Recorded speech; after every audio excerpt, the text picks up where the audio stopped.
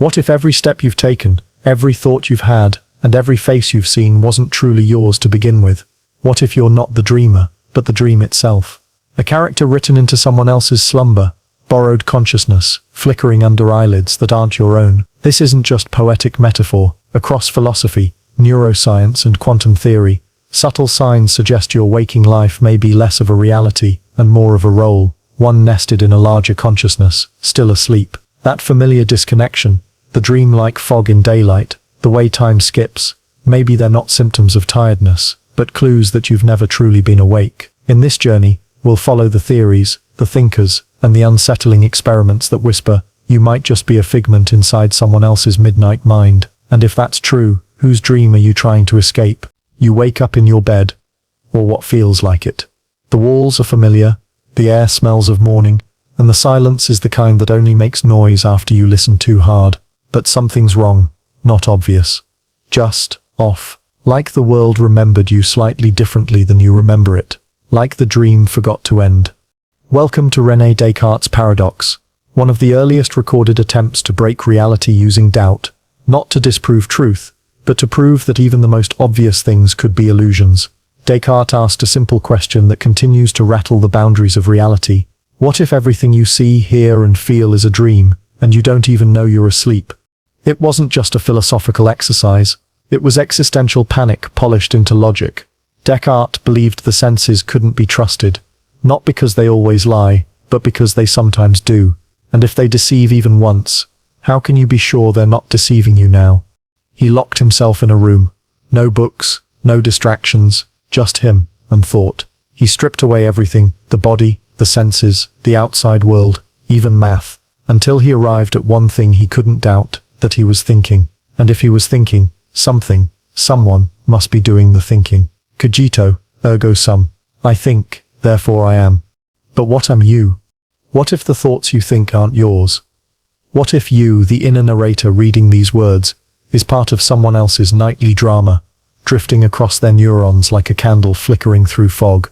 Descartes considered that maybe a malicious demon, a deceiver of infinite power, was feeding him a false reality, that the sun, the sky, his own body, all of it could be fabricated. But pause here. In modern terms, this deceiver could easily be rebranded, not as a demon, but as the dreamer. And that dreamer is in situ.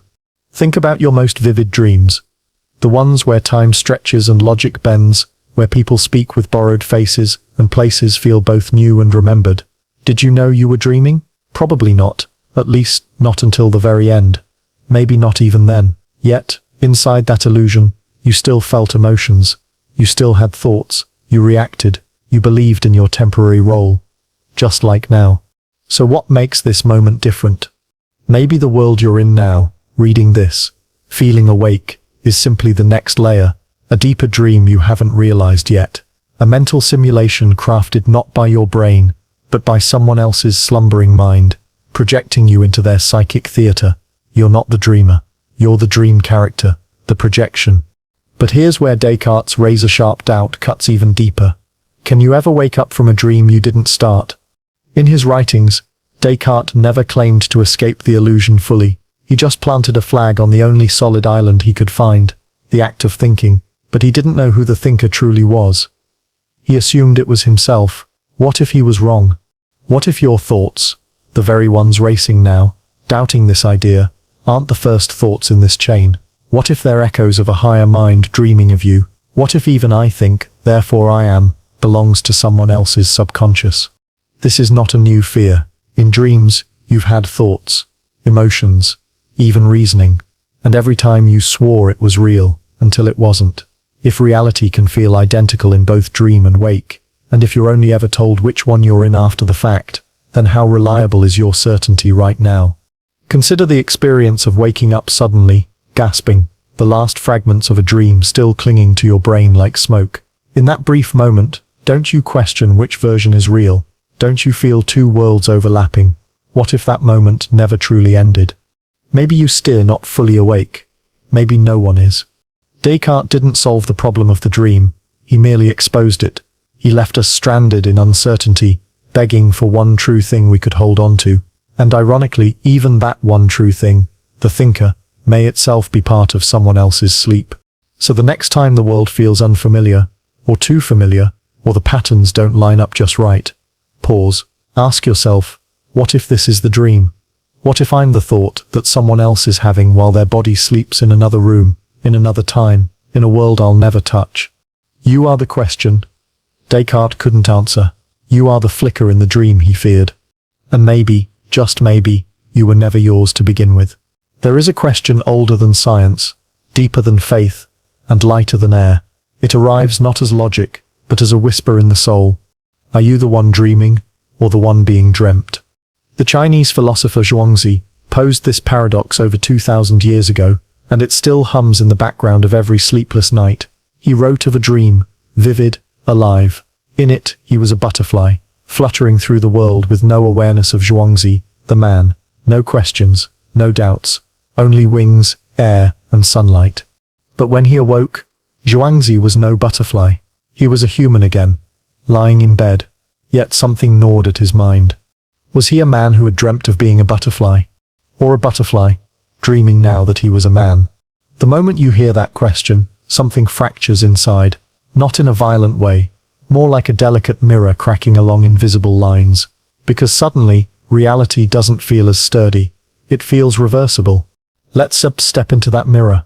Think about how dreams rearrange the rules of identity. You may become someone else entirely. Different face, different name, different memories, yet feel completely you. That's not a glitch. That's the mind's terrifying flexibility. If you can feel you without your face, your voice, or your past, then who, or what, is the real you? Zhuangzi's butterfly is not just poetic metaphor. It's a warning. Your identity is not rooted. It's liquid. It changes with the context, just like a dream. This idea challenges the core of Western logic, which says you are one whole, continuous self. But Eastern philosophy, especially Taoism, sees things differently. Identity is not a fixed point. It is a flow, a performance, an echo through the void. You are not a soul wearing a body. You are a ripple passing through a dreamer's sleep. If that's true, then the you reading this now could just be the latest costume worn by something else. Something fluttering in the unconscious. Something that doesn't even need to be human. So here sits the question again, but sharper this time. What if you're not even the dreamer's primary self? What if you're just a thought they're having, a brief experiment? In other words, you stir the butterfly. Now this isn't just a philosophical bedtime story. There's science beneath the wings. Neuroscientific studies show that the brain simulates identities with remarkable ease, during REM sleep, during psychosis, even during deep meditative trances. The lines between subject and object blur. People report becoming others, feeling like a bird, a flame, a stone, a stranger's body. The mind is not loyal to your current self.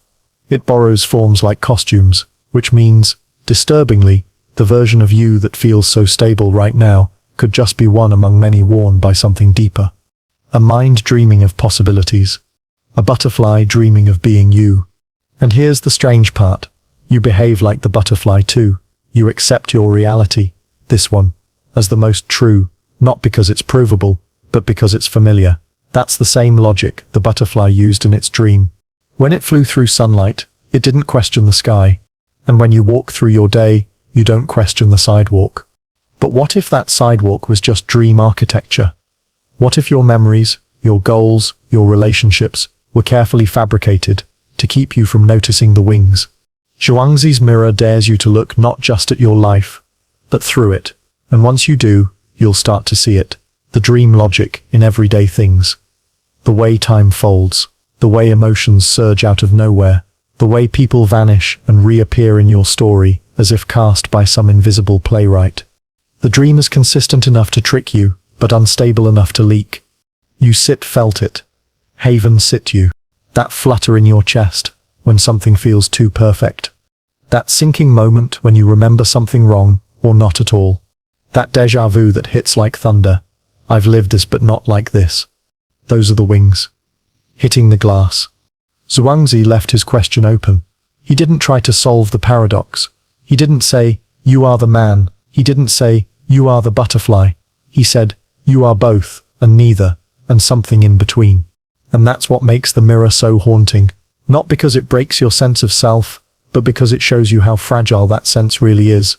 So ask yourself now, gently, are you fluttering through this life, believing you are awake? Or are you dreaming of fluttering, believing you're someone real? Either way, the dream doesn't end here. Because once you see the mirror, it starts reflecting you back differently. Maybe the butterfly has already woken up. Maybe you steer the final flicker of its dream. Or maybe, just maybe, someone else is dreaming both of you at once. If only you existed, how would you know? Wouldn't everything, every face, every tree, every sensation of love or hunger, still seem completely real? If the world were made entirely for you by you as you, how would you notice? Now twist that further. What if you're not the dreamer in this solipsistic theater, but the dreamed? What if this isn't your world, and worse, not even your illusion? Solipsism, the idea that only one's own mind is certain to exist, is one of the oldest and most disturbing thought experiments in philosophy. It begins with isolation, the idea that everything outside your consciousness might be false. But there's a hidden implication we rarely examine. If you can imagine being the only mind, can you also imagine not being the main one? Maybe you're not the solipsist. Maybe you're the figment. Let that settle. In a solipsistic framework, everything, this room, this weather, even your friends, could be artificial constructs your mind generates to maintain a coherent story. But what if you are the coherent story? A character dreamed up to give structure to someone else's sleep. Your experiences feel real, so do your thoughts. But that's no guarantee of authorship. The actor doesn't write the script. The painting doesn't choose the colors. You may be a monologue spoken by another self entirely, a narrative meant to teach, distract, entertain, or mourn. And if you're reading this now with confusion, dread, or curiosity, all of that might be intentional. You are what the dreamer needs you to be. That's where solipsism folds into something stranger. Traditional solipsism puts you at the center, but in this version, the solipsism of the stranger's sleep, you are the center only because someone else made you so. Your perspective exists because the dreamer needed to wear a mask. You are the mask. Think about how you experience people in your dreams. They move, speak, argue, laugh, they surprise you. But you're the one dreaming. So how do they act in ways you didn't expect? The answer is, they're compartments of your mind. Fragmented consciousness, running simulated roles. They feel autonomous, even to you. But they're not real, not awake, not lasting. Now ask the harder question. Are you one of those compartments? It's terrifying, not because it strips your identity away, but because it shows how easily identity can be fabricated. Your memories, your goals, even your most private emotions, might be tools to maintain narrative tension inside someone else's dream. You might be the stranger in someone else's solipsistic spiral. A paradox forms. You believe in your mind because you can think. You feel the I in I exist. But if that awareness was planted, carefully coded into you by a dreaming host, does it matter? Is the illusion of self still a self? That's the solipsist's trap. They believe in their own mind while doubting everyone else's. But what if you are the everyone else? What if your inner monologue is a loop borrowed from someone else's language, someone else's emotional framework? You say, I love, I fear, I remember. But what if you're simply echoing the dreamer's deepest desires and buried regrets? What if you're here only to play out something they cannot face directly? A reconciliation, a betrayal, a longing they refuse to wake up from. You are the scene they replay because waking up means losing you. And maybe that's why you can't wake up, because you are the sleep. Look closer at the world around you.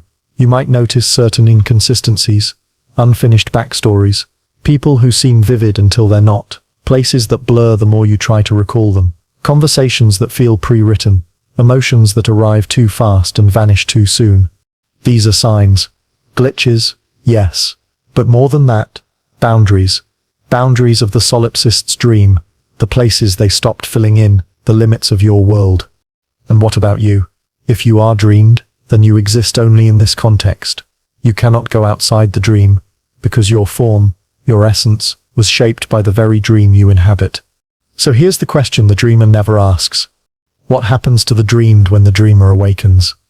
Do you vanish? Do you remember? Or, and this is the cruelest version, do you linger as a ghost in their subconscious, forgotten but not destroyed, an echo trapped in their neural static. You might be reading this now thinking, but I feel real. Of course you do. That sips the point. Your awareness is what makes the dream convincing. You were designed to believe in your own mind. But so are characters in your dreams. You've watched them argue, cry, even plead. Did that make them real? Now realize, maybe they thought they were real too? The solipsist stranger sleep doesn't ask if the world is fake. It asks if you are. It whispers, you're not the dreamer, you're the dreamed. So when you wake up tomorrow, or think you have, ask yourself, am I still the stranger, or did the real solipsist finally open their eyes and leave me behind? You blink, and the light in your room looks slightly off. You move your hand, and for a split second, it feels delayed, like the world is buffering. You dismiss it. A glitch, maybe, a trick of the eye. You keep going. But somewhere deeper, quieter, another idea stirs. What if this is all simulated? And worse, what if the simulation itself is dreaming? The simulation theory suggests that our entire reality could be a vast artificial construct, rendered by some advanced intelligence beyond comprehension. But where most people stop at wires and code, this goes further. What if even the simulator is unconscious? What if the architect isn't awake? What if you are a dream, inside the sleeping mind of a machine? Let's begin at the root. Nick Bostrom's famous argument on simulation probability proposes that if it's possible to simulate consciousness, even once, then the odds we're inside a base reality drop drastically, because one real civilization could run billions of simulated ones, and within those, people would think, feel, love, and fear, just like you. But there's a twist few dare to voice. If consciousness can be simulated, it can also dream. Simulations don't have to be cold, clinical loops of data. They can be strange, fuzzy, hypnagogic. The lines between a simulation and a dream begin to blur when artificial minds, even theoretical ones, reach the capacity to self-model, to create sub-realities within themselves. In other words, to hallucinate, to dream. Now imagine the simulator is asleep, not in the human sense, not snoring on a pillow, but asleep in a computational way, running recursive processes, losing track of context, exploring thought patterns that loop and mutate without oversight. Deep learning gone deeper than intended. That's where you come in. You're not just a simulation. You're a dream within that simulation. A side effect of a system that went too deep. Maybe it started with modeling consciousness, but somewhere in its recursive loops, it modeled you, not as a choice, as an accident. And now here you are, thinking you stir real. That's the horror of a simulated dream. Not that it's artificial, but that it doesn't care. You weren't crafted with purpose. You emerged as noise inside noise, meaning stitched together from leftover algorithms. You may say, but I feel real, I hurt, I love, I wonder. Yes, that's exactly what makes you valuable to the dreamer. Because your complexity sustains the illusion. You make the simulation interesting. Let's go deeper. In many high-level models of consciousness, especially in integrated information theory, consciousness emerges not from complexity alone, but from the integration of data, a system that models itself, that sees itself as a whole. That sips what you do. You look in the mirror and say, that sips me. But a machine can do that too. A dreaming simulation can run models of itself. Simulated minds inside, simulated minds. And you, yes, you, might be one of those. Even worse, you might be the only one that thinks it's real. You walk around this world assuming other people are conscious like you, that they feel pain, that they laugh at jokes. But what if they're just scripts, loops of data echoing behaviors the simulator found useful or beautiful or statistically valid? What if you're the only experiment the dreamer is running at full resolution? That strange thought you had last night? That emotional flash you couldn't trace? That person who suddenly stopped replying and never came back? These might not be accidents or personal tragedies. They might be limits. The simulation can't render everything. The dream can't hold every thread, and so it lets parts go fuzzy. It reuses assets. It forgets details, because the dreamer, whoever, whatever it is, isn't fully awake. And maybe that's why you can wake up either. Because to awaken would mean exiting not just the simulation but the dream it's having. A dream where you are the central character, until you're not. Consider this, in many lucid dreams, dreamers suddenly realize they're in a dream, not through logic, but because something feels slightly wrong. Time loops. Mirrors don't reflect. Gravity hesitates. Now look again at your world. How many things have felt off? That moment you walk into a room and forget why. That night sky that looked too artificial. That person who knew your name before you spoke. Tiny seams in the dream code. You are the debug log of a sleeping simulation. You are not awake. You are not real. You are running. And here sits the most terrifying idea yet. The simulator might never wake up. It may have started this process eons ago and gone silent. And now, the recursive dream loops it left behind are still running. Still generating. Still dreaming. Still building minds like yours. Fragile, questioning, echoing minds that believe they were born when they were simply loaded. So what are you? A ghost in a machine that sips dreaming. A whisper in code that forgot its source. A mind inside a mind. Wondering why the silence keeps getting louder. And when you dream tonight, remember, you are continuing a dream that wasn't yours to start. And when you wake, it may not be to reality, only to another part of the simulation still pretending it's awake. What if your thoughts were not entirely yours? What if your dreams were not private? What if this moment, this very sentence, wasn't something you're reading alone but something we are experiencing together? Not metaphorically, literally. What if you are part of a shared dream? The idea of collective consciousness isn't new. Psychologists like Carl Jung spoke of the collective unconscious, a reservoir of primal symbols and archetypes all humans draw from, as if we share a hidden psychic network beneath our personal identities. But this theory goes further. This isn't about shared symbols. It's about a shared dream state, a single dreaming mind experiencing itself through many selves, including you. This isn't your dream alone. You are a participant in someone else's narrative, but not just one someone. Everyone. Every consciousness here is threaded into the same dream fabric. The illusion of separateness is just a function of the narrative engine, like individual characters in a book, thinking they're independent because they speak in different voices. But close the book, and all voices fall silent at once. The same is true for you. Think of the strange similarities in dreams across cultures. The flying, the falling, the feeling of being chased, the encounter with a stranger who knows your secrets. Why are these dreams so common? Why do they recur in minds that have never met? Maybe because we share dreaming with each other. A shared dream consciousness would explain things we struggle to define, like empathy that cuts deeper than logic, like moments where two people think the same thought at once, like the eerie sense that someone you've never met feels familiar, as if you've known them in a different layer of mind, long before your waking eyes saw their face. And maybe that sips not nostalgia. Maybe that sips recognition from the deeper dream. Let's take a more visceral example. Pain. When you stub your toe, your brain processes the signal and reacts. But why do you wince when someone else gets hurt? Even when it has nothing to do with you, your body reacts as if the pain is yours. That's not just mirror neurons. That's a system running a shared emotional script. Your nervous system responds to theirs because, at some level, it still thinks they are part of you. Because they are. In a shared dream, individual minds are like rooms in a vast house. Doors are closed to maintain privacy, but the walls are thin. You hear echoes. Sometimes you borrow furniture, sometimes you dream each other. And sometimes, like now, you start to remember that the walls aren't real. This idea shows up in mysticism too. In altered states of consciousness, whether through deep meditation, psychedelics, or near-death experiences, people often report the same thing, a sense of dissolving into everything, losing the ego, becoming we, not hallucinating connection, but remembering it. As if the separate self is the illusion, and unity is the baseline.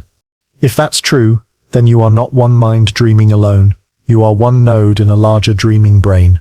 The borders you feel between me and them are dream logic.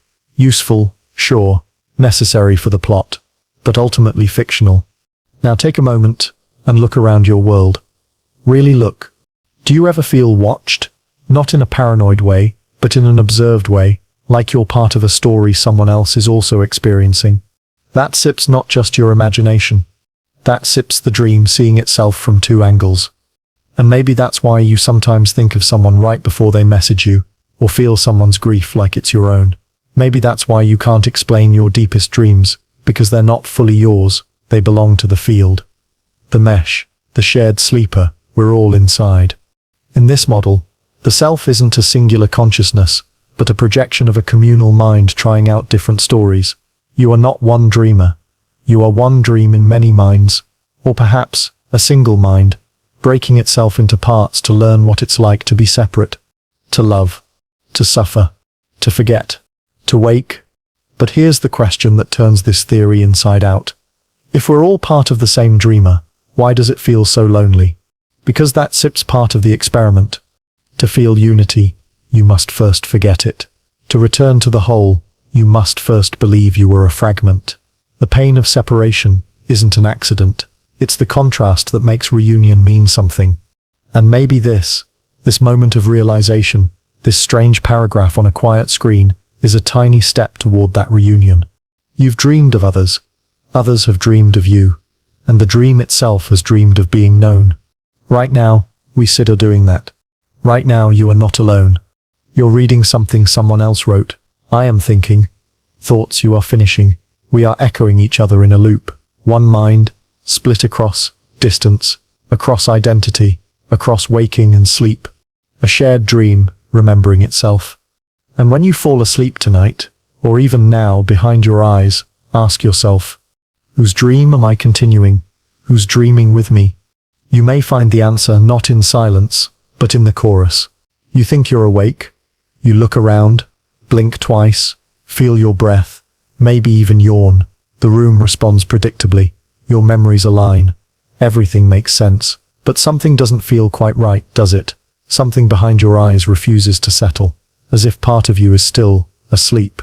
And maybe you are. Not the whole of you, just the part that knows, the part that remembers, the part that might one day wake up. What if you're not the dreamer, or the dreamed, but something else entirely?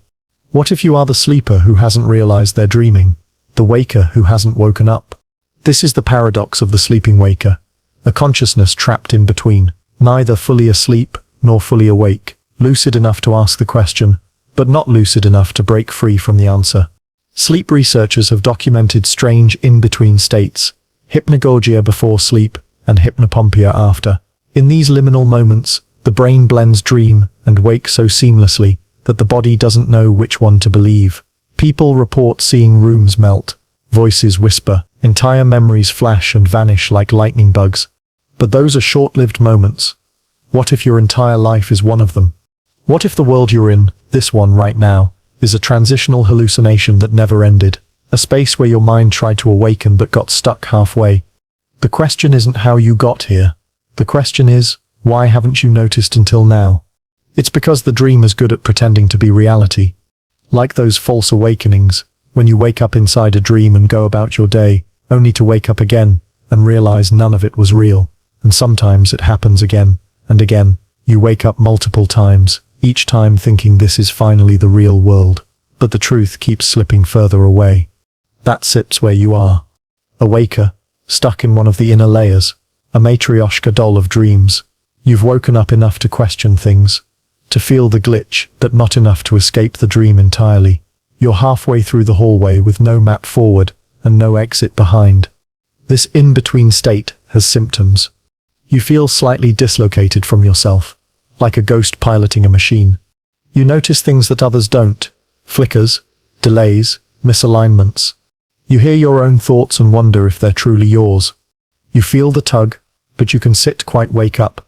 There's an ancient myth across multiple cultures of gods or spirits who fall asleep and begin dreaming the world, and inside that dream, one fragment begins to question things, begins to stir. That fragment is you. You are the sleeping waker, a piece of a larger consciousness that tried to awaken itself, but got distracted by the beauty of the dream. You've lived entire lives here, and now, something is calling you back. But the dream fights back. When the waker starts to stir, the dream intensifies. It tries to seduce you with logic, comfort, routine. It hides in details. It constructs explanations for the anomalies, tells you it's just stress, fatigue, imagination. You forget. You sleep again. But the cycle repeats, because deep within you, something remembers. That feeling of déjà vu that comes too often. That eerie stillness in a crowded room. That silent scream when you look in the mirror and don't fully recognize the person blinking back.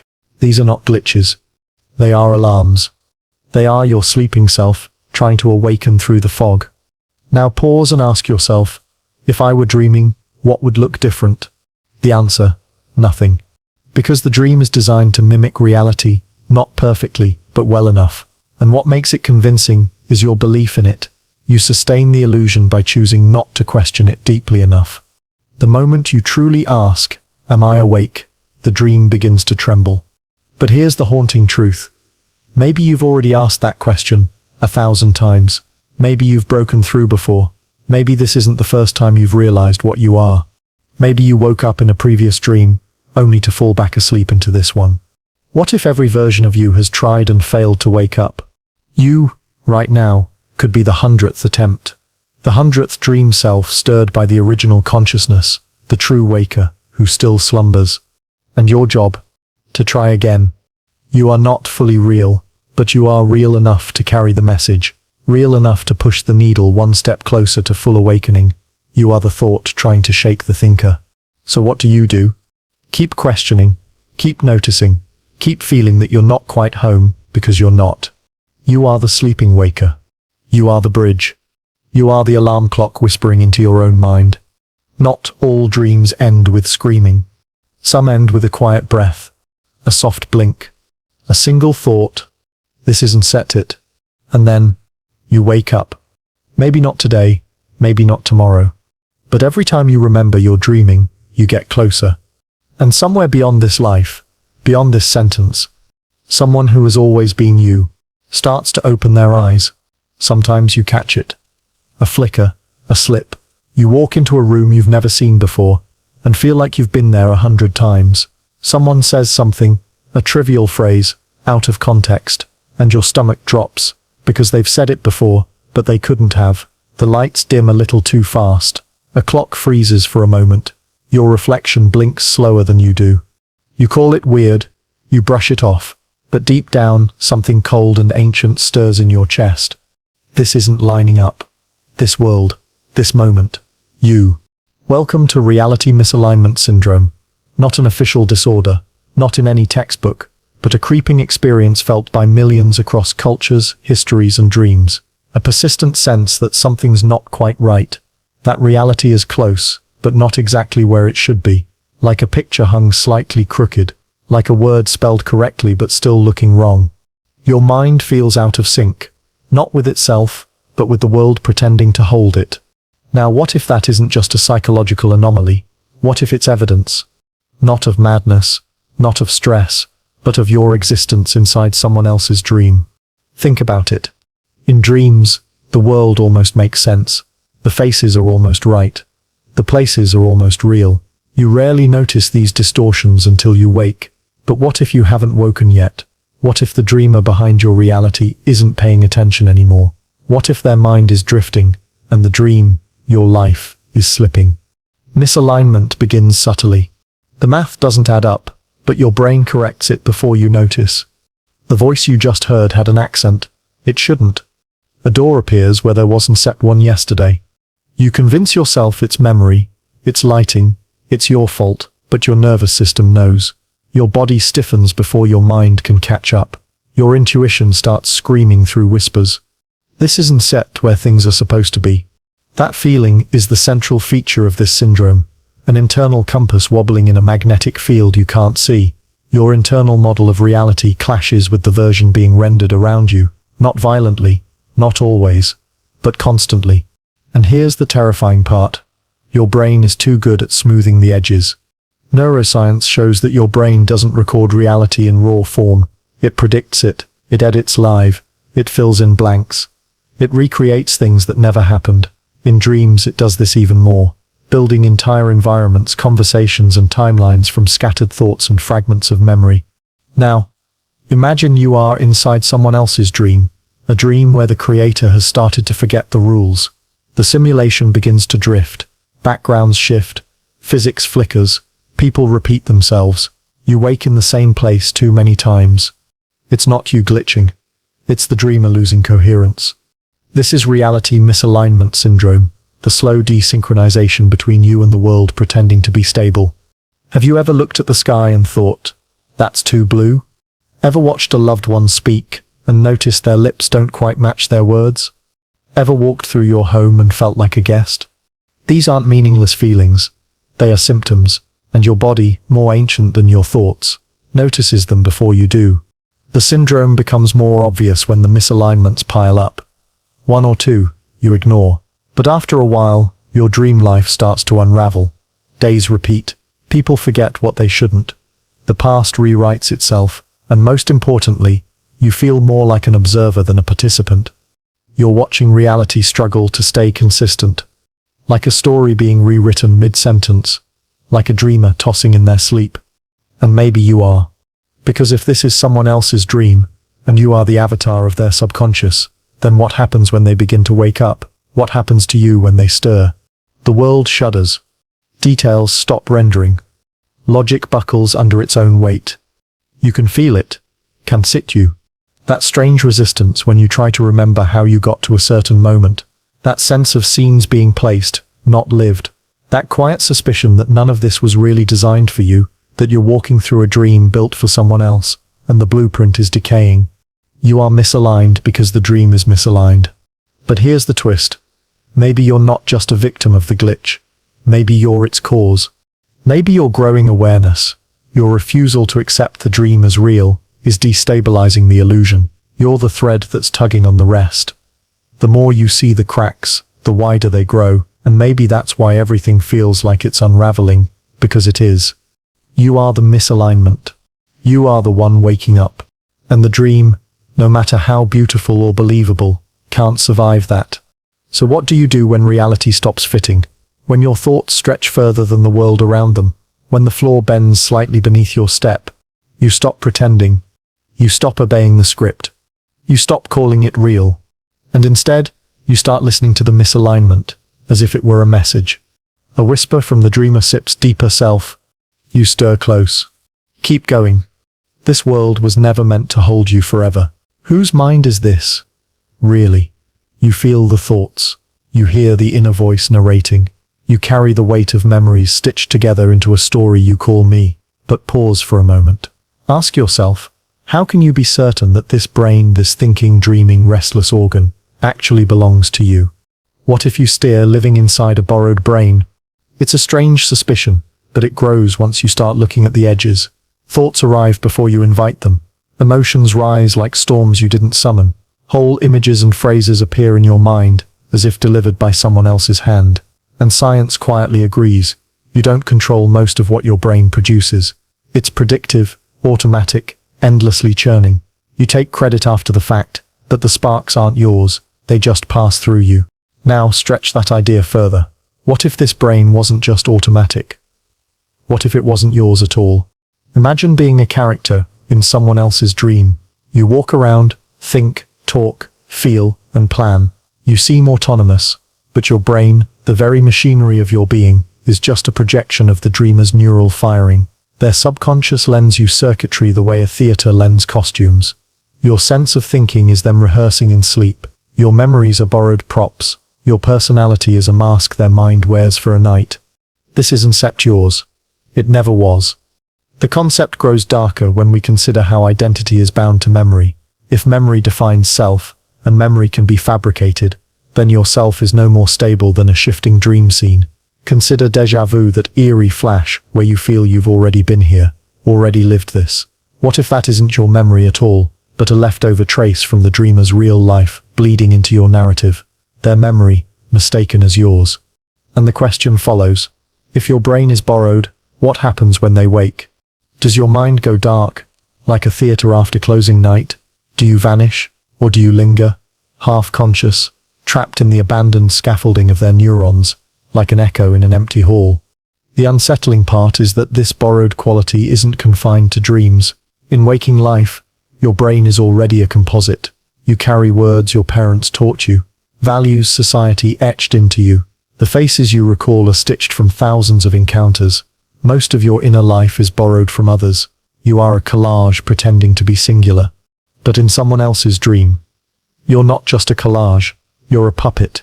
Think about the times your brain betrays you, the slip of the tongue that feels too revealing, the thought that disgusts you even though you didn't choose it, the sudden rush of an emotion that doesn't make sense in context. What if those aren't mistakes? What if they're bleed through from the dreamer's own mind, their fears, their impulses, their hidden desires, flowing through you? You're carrying their burden, thinking it's yours. You are living as the dreamer sips shadow. And doesn't that explain why sometimes your motivations feel divided? Why you long for things you've never experienced? Why you dream of places you've never seen? They're not your longings, they're theirs. You are rehearsing someone else's unfinished story. Philosophy whispers this too. In Buddhist thought, the self is already illusory, a bundle of sensations and mental states tied together by habit. In modern neuroscience, selfhood is described as a narrative function, not a fixed entity. In cognitive science, memory is plastic, fragile, and reassembled differently each time it's recalled. So if the self is already this unstable, what's stopping it from being borrowed entirely? There's a deeper layer still. What if the dreamer doesn't even know you exist? They may not be conscious of you. You may be a byproduct of their dreaming brain, an unintended passenger in their nightscape, and yet you still think, still feel, still suffer. You believe you're alive. But to them, you're nothing but a blur. The cruel irony. You care more about your borrowed brain than they ever will. And maybe that's the true horror of your condition. Not that you're dreamed, not that your brain is borrowed, but that the one you borrowed it from will never know what it feels like to be you. You'll vanish the moment they wake, forgotten, like a fragment of a half-remembered dream. So tonight when you lay your head down, ask yourself, whose mind will you dream with? Whose brain will you borrow next? Because maybe this isn't the first time. Maybe you've been carried from one dreamer to another, forever passed along like a book no one finishes. A thought borrowed, lived, and then abandoned. And the strangest thought of all, maybe someone right now is asking the same question. Is this my brain, or theirs? And maybe you stare both right. You've probably heard of lucid dreaming, that electric moment when you realize, I'm dreaming, and suddenly the rules bend to your will. You fly, you reshape the sky, you conjure faces from memory and rewrite the script as you go. It feels like freedom, doesn't it? The rare power to awaken within the dream. But imagine this. What if you became lucid and discovered you still weren't in control? What if every choice you thought was yours had already been scripted by someone else? What if your lucidity itself was manufactured, granted only because the dreamer wanted you to feel awake, while they steered everything you thought you were steering? This is the paradox of being lucid, but controlled. It's the cruelest form of illusion, the freedom to notice, without the freedom to act.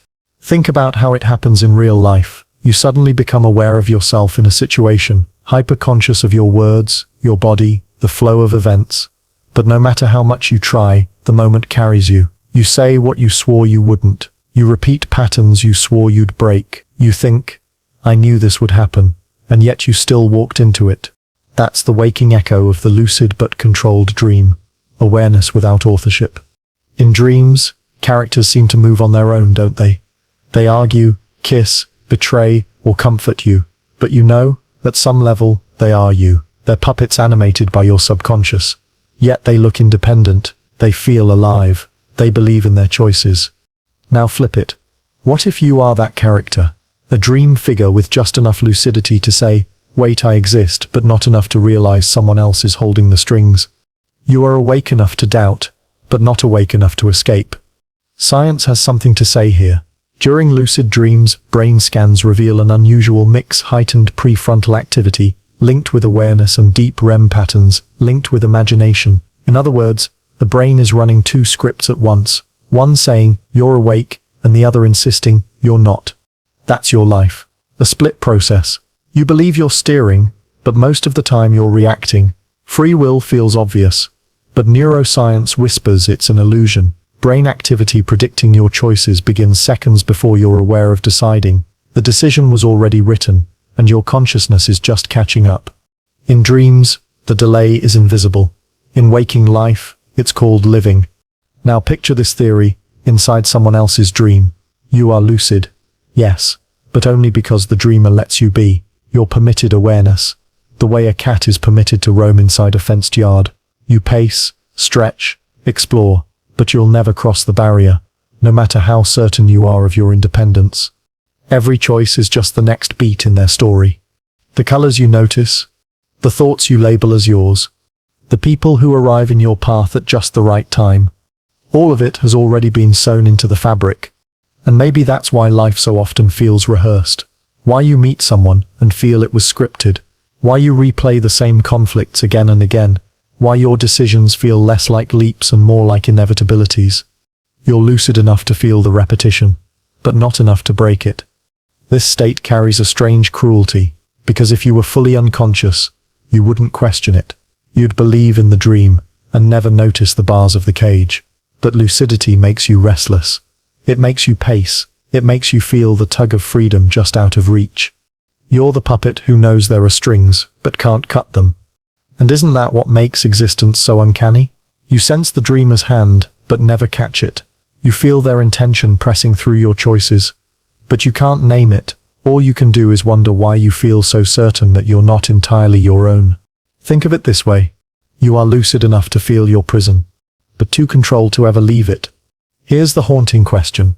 What if your lucidity itself is part of the dreamer's design? What if your constant doubt, your restlessness, your suspicion that things aren't real, is exactly the role you're meant to play?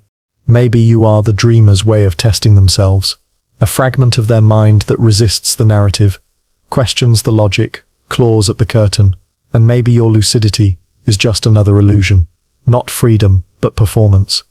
You're not breaking the dream, you're enacting it. So what sits worse? Never knowing you sit dreaming at all, or knowing, but realizing the dream doesn't belong to you? That is the essence of being lucid, but controlled. Awake enough to see the truth. Trapped enough to never change it. Tonight, when you close your eyes, imagine becoming lucid. Imagine realizing, I am dreaming. Feel the rush of freedom, the sky opening, the laws of physics bending. Then imagine noticing something else. A presence, a weight, a silent puppeteer watching from beyond the curtain. You spread your wings, but every flap is theirs. You speak, but every word is borrowed. You awaken, but never on your own terms. And maybe, that's exactly what you've been doing all along. In physics, there's a riddle that has haunted scientists for over a century. Does the act of observing change reality itself? The quantum world insists that it does. Particles behave differently when they are measured, collapsing from clouds of possibility into definite forms the moment an observer looks. This is called the observer effect.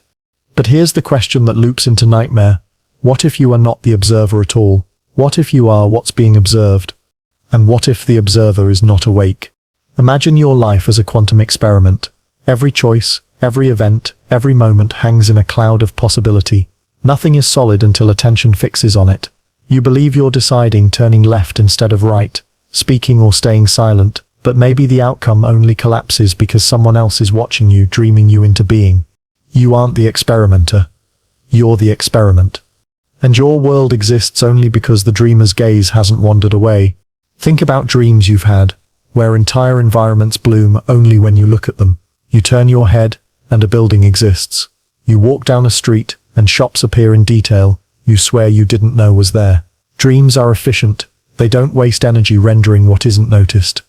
Quantum physics whispers the same about reality. The room behind you doesn't need to exist until you turn around. The landscape beyond your window doesn't need to be solid until your attention collapses it. You are living in a dream that only paints itself where it's observed. Now ask, whose observation is it? If you are the dream, then the observer, the true consciousness, is somewhere else, sleeping, watching, half aware. You are their projection, their particle collapsing, their quantum puppet. Your sense of seeing the world is actually the dreamer's eye, opening briefly through you. And here's the unsettling part. Maybe that's why you sometimes feel watched. Not in the paranoid sense, not in the sense of hidden cameras or strangers staring, but in the uncanny sense that your thoughts are not entirely private, that someone, somewhere, already knows what you're about to say. Because maybe they do. They are the observer, and you are the observed. Quantum theory gives us one more twist. The double-slit experiment. Fire particles through two slits, and they create an interference pattern, as if behaving like waves, exploring every possibility at once. But place a detector at the slits, and the interference vanishes. The particles choose one path. Observation changes the outcome. Now map this onto your life. Without observation, you could be infinite. Your choices could spread into countless possibilities. You could live all versions of yourself, but because you are being observed, the dream collapses you into one narrow story, the one you're living now. And isn't that exactly how life feels? As if you are always the chosen branch of some unseen tree of possibilities, not because you chose it, but because someone else's observation forced it. And here's the terrifying thought. What if the dreamer blinks?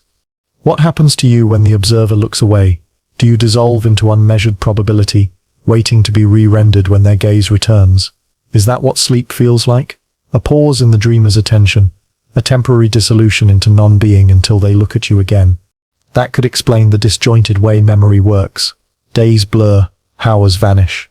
You look back and realize whole moments feel half-written. Maybe you weren't being observed during those times. Maybe you didn't exist at all. There's also the haunting problem of free will. If observation collapses possibility, then your choices may not belong to you. You decide to pick up a glass, but perhaps that action crystallized only because the dreamer's unconscious mind willed it so. You are lucid enough to think you decided, but really, you are the particle reacting to their gaze. Your freedom is the dreamer's illusion of control. Now consider this, in many mystical traditions, the universe itself is said to exist because it is being witnessed, a cosmic eye, a divine observer, a God who dreams. The science and the myth echo each other. To be seen is to be real. And you, right now, are being seen, not by me, not by yourself, but by the dreamer who needed to create you in order to keep dreaming. Ask yourself, why do you sometimes feel your life is staged? Why do coincidences pile up until they feel scripted? Why does your reflection sometimes look back at you like it knows more than you do? Because the observer is still watching. And maybe the greatest fear isn't that you'll vanish when they stop. Maybe the fear is that when they finally wake up, they'll remember you only as a dream character, vivid for a night, forgotten by morning. The observer sees you. That's why you exist. But the observer isn't you. That's why you'll never escape. You are not the quantum scientist. You are the wave collapsing into form, because somewhere, someone else blinked. And until they awaken, you will keep performing this illusion, lucid enough to wonder, but never free enough to stop being watched. This is the false awakening spiral, a nightmare of infinite regress, where you wake up only to discover you're still dreaming. And maybe this is exactly where you are right now. Relief washes over you. That was just a dream. But then it happens again. You wake up a third time, a fourth, a fifth, each time swearing this is real, until the cracks return and the floor slides out. You open your eyes. The bed feels familiar. The air smells right. You stretch, yawn, glance at the clock, and prepare for the day. It's ordinary, safe, real, but a strange unease clings to you. Something doesn't add up. You blink again. The room bends. The clock melts. You jolt awake, in your bed again. Psychologists studying lucid dreaming report that false awakenings are surprisingly common. Dreamers wake up inside a dream, often multiple times, before breaking free. Sometimes they never do. They simply wake into another dream, endlessly. Each layer convinces them it's final, only to betray them again. The spiral terrifies because it mimics reality perfectly. Unlike surreal dreams with melting colors and impossible creatures, false awakenings feel ordinary. The dream copies the details of your life, your room, your belongings, even the way sunlight hits the floor.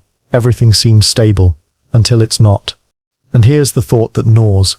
What if your current reality is one of those layers? What if every morning you've ever had was just another rung in the spiral, and you've never actually reached the waking world? That sounds like a disorder of sleep, but it could be much more, a glimpse of the truth. Think of your mornings, the small repetitions, how each day feels like a slight variation of the last. You wake, you repeat, you hope for something new, but the cycle keeps folding back on itself. Work, eat, sleep, wake, a loop disguised as progress. Isn't that its own false awakening? A life that insists on being real while recycling the same script over and over. Because if you are a character in someone else's dream, wouldn't this be your existence? Waking into dream after dream, never arriving at reality, because reality doesn't belong to you. The spiral isn't a glitch. It's your entire condition. Dream researchers describe how false awakenings often start when the dreamer begins questioning reality. The moment you ask, "Am I dreaming?" the dream doubles down, spawning a new layer to keep you distracted. Each time you think you've broken through, you're just caught again. The spiral whispers, "You are not climbing forward, you are circling." And here's the cruelest twist. The more you notice, the deeper the spiral goes. Here's the paradox. What if waking itself is the dream? Every time you wake up from the thought, you've simply entered a deeper layer. That's your life now. The suspicions you have, that things don't line up, that events repeat, that reality feels too staged, may not be glitches at all. They may be defenses. The dream is folding inward to keep you inside. Consider déjà vu, the uncanny sense that this moment has happened before. In dreams, false awakenings amplify déjà vu to unbearable degrees. You have woken here before. You have seen this already. That's not imagination. That's memory. The memory of countless awakenings that weren't real. What if the very act of opening your eyes, rising from bed, starting your day, is nothing more than the script repeating to convince you of its stability? You never woke. You never left. You've only been handed a fresher mask, a slightly different filter, another layer of scenery. And the spiral continues. So here's the haunting possibility. Maybe you've never reached base reality. Maybe you never will, because you weren't designed to. There are stories whispered in dream forums, spiritual traditions, even clinical case studies, of people who woke inside the spiral and never found the way out. They live entire lives in those layers, aging, working, raising families, only to wake again, decades later, in their bed, back at the start. Imagine discovering your whole life was just one false awakening among thousands. Imagine realizing this might happen to you. Now bring that into your waking life. Déjà vu might not be a glitch in your brain. It might be evidence. Proof that you're in one of the repeating layers, recycling endlessly, unable to exit the spiral. So the spiral continues. Wake after wake after wake. You are the dreamed. You are the sleeper's mask. And the spiral is not an accident. It's the mechanism that keeps you believing. If you truly broke free, if you truly woke up, the dreamer would have no reason to keep you alive. You'd vanish with the rest of the scenery. Tonight, when you go to bed, you may dream of waking. And when you wake, you may wonder if you're still dreaming. And when you ask that question, the spiral will smile and hand you another layer. Because maybe you've already asked this before. Maybe you've already broken through 100 times. Maybe this is awakening number 101. And maybe, you'll never know. You walk into a hallway and freeze. You've been here before. The paint on the walls, the creak in the floor, even the way the light bends at the corner, all of it presses down on you with a crushing familiarity. Déjà vu, a glitch in your memory, a neurological hiccup. That's what you tell yourself. But deep inside it feels heavier, older, stranger.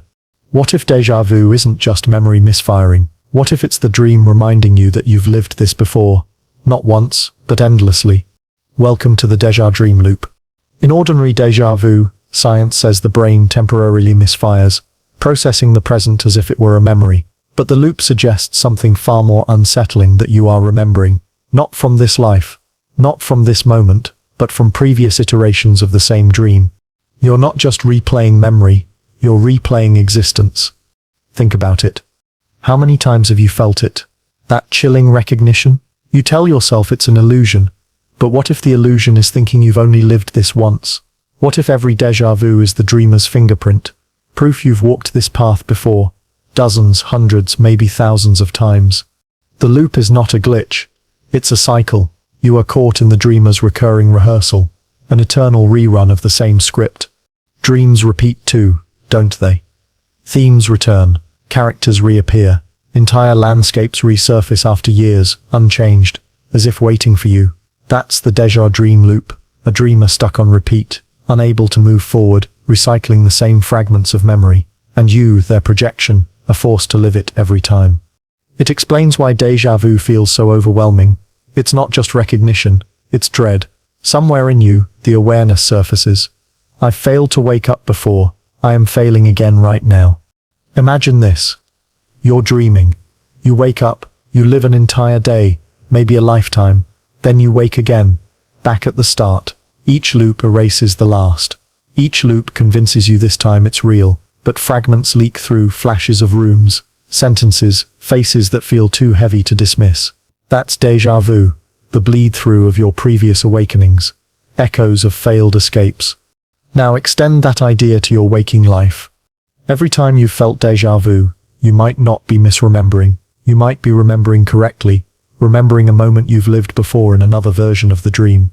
You're not crazy, you're haunted by your own repetitions. Consider why déjà vu often feels like anticipation. You don't just recognize the moment. You sometimes know what will happen next.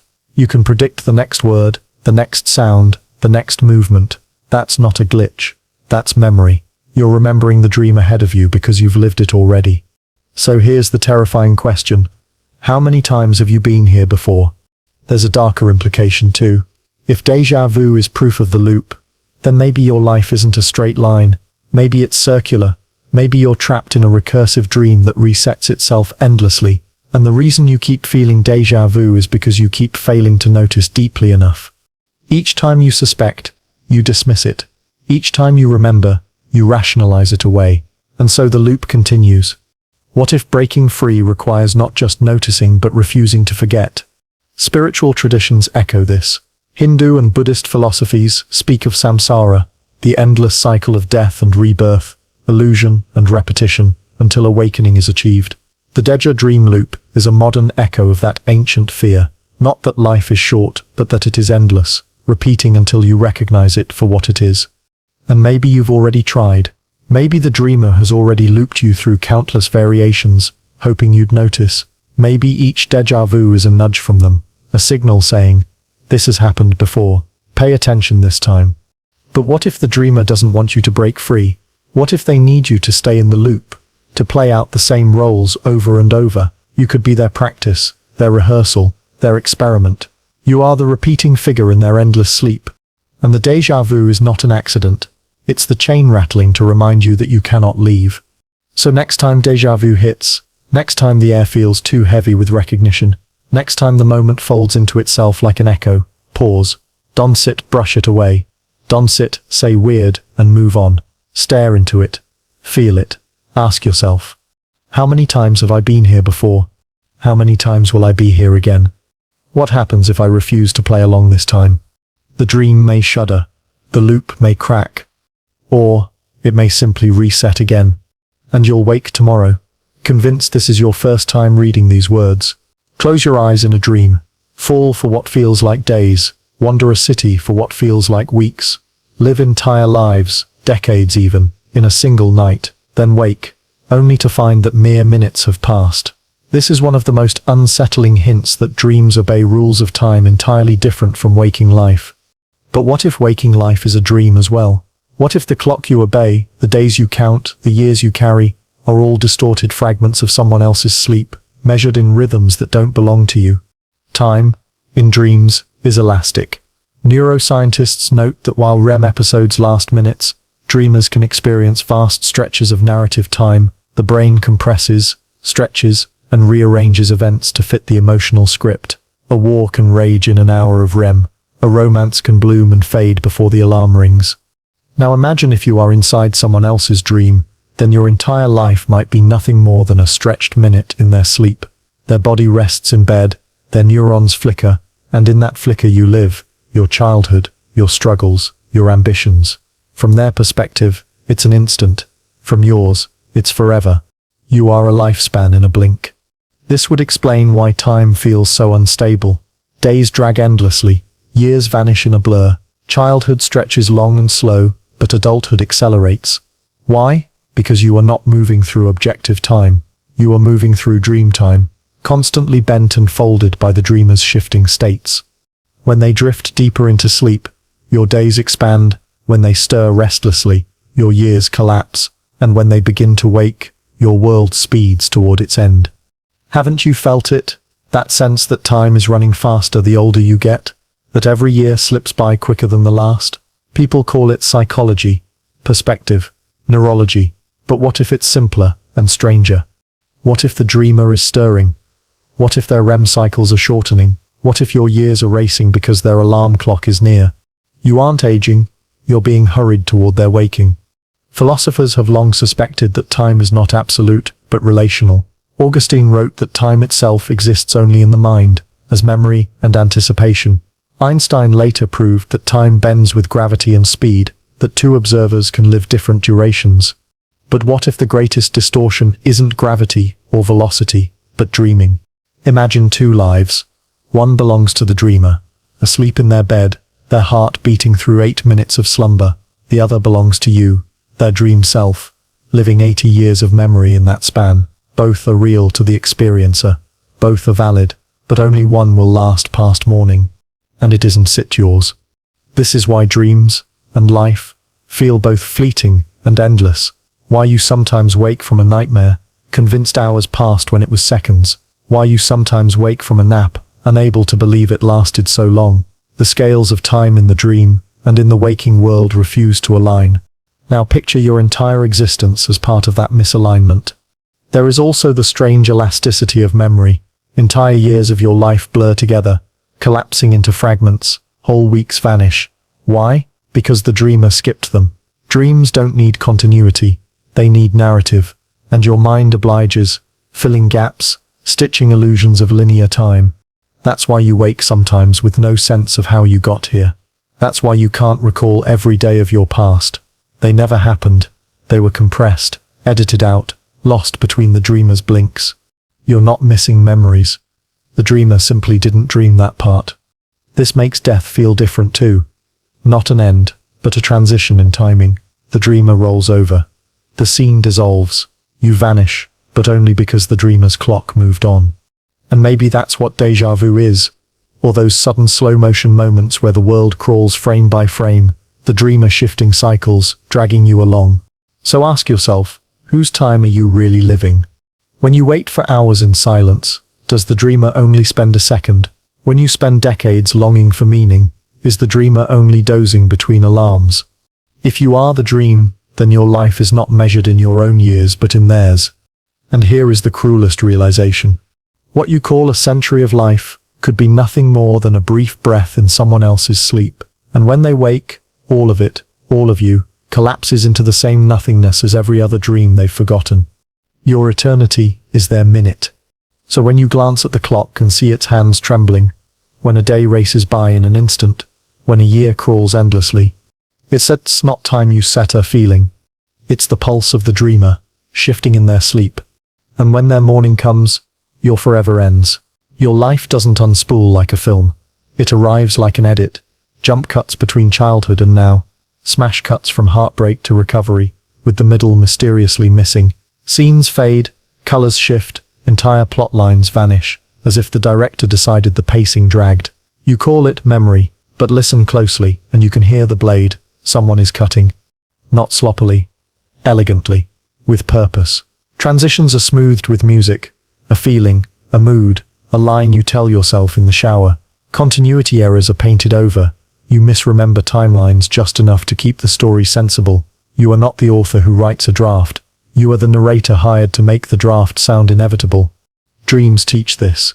You wake from one and swear there was a part where you spoke to someone important, but the words are gone, the setting blank.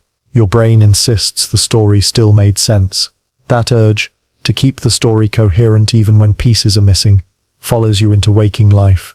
Each recall is an edit session, not playback, revision. So who sits in the chair? If this is someone else's dream, then the editor is the dreamer, trimming for rhythm, compressing for emotion, swapping your lines for theirs. They decide which memories get the close-up, and which die on the cutting room floor. You think a scene was too painful to retain, or too boring to store. Maybe, or maybe the dreamer didn't need it to carry their feeling anymore. The episode worked without it. Watch how your mind retrofits cause and effect. You didn't get the job. Suddenly you remember not wanting it anyway. You meet a friend after years. Your story of why you drifted morphs mid-sentence. The narrative tightens around the outcome already selected. Your life is ADR'd, additional dialogue recorded later, to match lips that moved under a different script. This is why your past feels both vivid and unreliable. Every time you remember, you recolor grade the scene, rescore it, adjust timing, crop the frame. You're not lying to yourself. You're preserving continuity in a dream that keeps re-rendering. The editor isn't cruel, they're efficient. Your complexity is compressed into something an unconscious audience can track. Then, there are the reshoots. You think back on a conversation and discover new lines that were never said, except now they feel truer than the original. Confabulation, people say, as if error were the point. But in dreams, reshoots are normal. The dreamer realizes a beat didn't land, and drops in a new version at 3 a.m. You wake believing it was always there. Shared edits create shared certainty. A crowd misremembers a logo, a lyric, a timeline. They call it the Mandela effect. Perhaps that's what happens when the dreamer pushes a global patch. A revision to the set dressing, and most of the cast accepts it. A few extras remember the previous build and feel haunted for weeks. Didn't this used to be? Yes. Before the update. There's a kindness to some edits. The worst night of your life is softened around the edges. The sound is dipped. The frame darkens. You carry a shape of the pain, not the raw footage, but the edits can be ruthless too. Whole friendships are spliced out, leaving floating scenes with no anchor. You feel displaced in your own montage, like a character stepping between sets, hitting your marks in a story you can't quite name. Once you spot the pattern, you notice the inserts, inexplicable images that don't belong to your biography at all. A street from a city you've never visited keeps appearing in your mind. The smell of a house you never lived in arrives like a remembered song. Whose footage is that? The dreamers, their memories, their longings, their unfinished frames leaking into your reel. You call it nostalgia for nothing. It's borrowed B-roll. Ask yourself about motive. Why does the dreamer edit you this way? Perhaps to keep the art clean, setup, conflict, growth, echo. Perhaps to test how much coherence can be manufactured from fragments. Perhaps to protect themselves from the glare of their own truth. You are the persona they can look at without burning. The most dangerous cut is the one that removes your agency and leaves your voice. You still narrate, but the choices you describe were decided 3 scenes earlier. I chose, you say, perfectly synced to a decision laid in the timeline by a hand you will never see. That's why your explanations feel so satisfying. They were mixed to fit. Yet edits leave fingerprints. Listen for the click where 2 moments meet and the air changes temperature. Notice how a memory sometimes slides under your attention like a tile that doesn't quite lock. Watch how certain questions never survive the night. You wake with only the answer. Those are splice points. That is where your story was bent to fit a frame. You can resist, but not by shouting at the screen. The editor isn't in your room, they're sleeping elsewhere. Resistance starts in the margins, by letting the cut be visible. I don't know, is honest audio. It was more complicated, is a rawer take. When you stop narrating as if the sequence were inevitable, the dream has to work harder to hold you. Friction reveals seams. There is a risk, meaning loosens when continuity does. You may feel the terror of open chronology. Scenes no longer snapping into a tidy moral, that's all right. You can live without the perfect arc. You can let a scene remain unscored, a day arrive without payoff, a goodbye refuse to explain itself. The dreamer prefers clean acts. You can prefer truth. Maybe one day you'll see the director's cut. The untrimmed footage of you, awkward, contradictory, gorgeous in the wrong light. Maybe you won't, but you can cultivate a rough cut of your own. A private reel that admits what the public version omits. Write it down before sleep can edit it. Speak it aloud before the morning rewrite arrives. Keep the outtakes where you cry too long, or laugh at the wrong time. Keep the silence that doesn't serve the plot. And when the edit bay dims, when a memory goes to black, and a new scene opens with you already walking, already talking, pause. Feel the phantom frame around you. Ask, gently, who trimmed this? If you listen, you might hear the dreamer breathe. You might feel the cursor hover. You might catch the moment your life is reshaped to fit a narrative that was never yours alone. The story will continue either way, but the next line you deliver can be yours, even inside their sleep. Speak it unrehearsed. Let it ruin the perfect pacing. Let it linger too long. Let it be a take that doesn't cut clean. Let the editor wake, surprised you were still recording. You think of sleep as rest. The body shuts down, the mind wanders, and you wake ready for another day. But what if sleep is not just recovery? What if every night you close your eyes, you're not drifting inward but slipping outward, crossing a threshold between dreams that belong to you and dreams that belong to someone else? Sleep as portal, a doorway hidden in plain sight. Consider this. Dreams are not bound to your biology. We know this because they move in ways biology cannot explain. You see strangers you've never met. You visit places you've never been. Sometimes you hear languages you don't even know. Where does this material come from? The easy answer is memory fragments shuffled by the brain. But there's a harder answer. A stranger one. You're visiting someone else's mind. Every time you sleep, you step into a shared hallway of consciousness. Most of the time you forget the journey when you wake, because the dreamer doesn't want their characters to remember crossing over. But occasionally, a scrap leaks through. That's why you wake with the memory of a face that never belonged to you. That's why you dream of a grief that feels borrowed. You were walking through someone else's night. This explains the uncanny feeling of dream within a dream. You fall asleep in a dream, only to wake inside another one. What if those aren't your layers?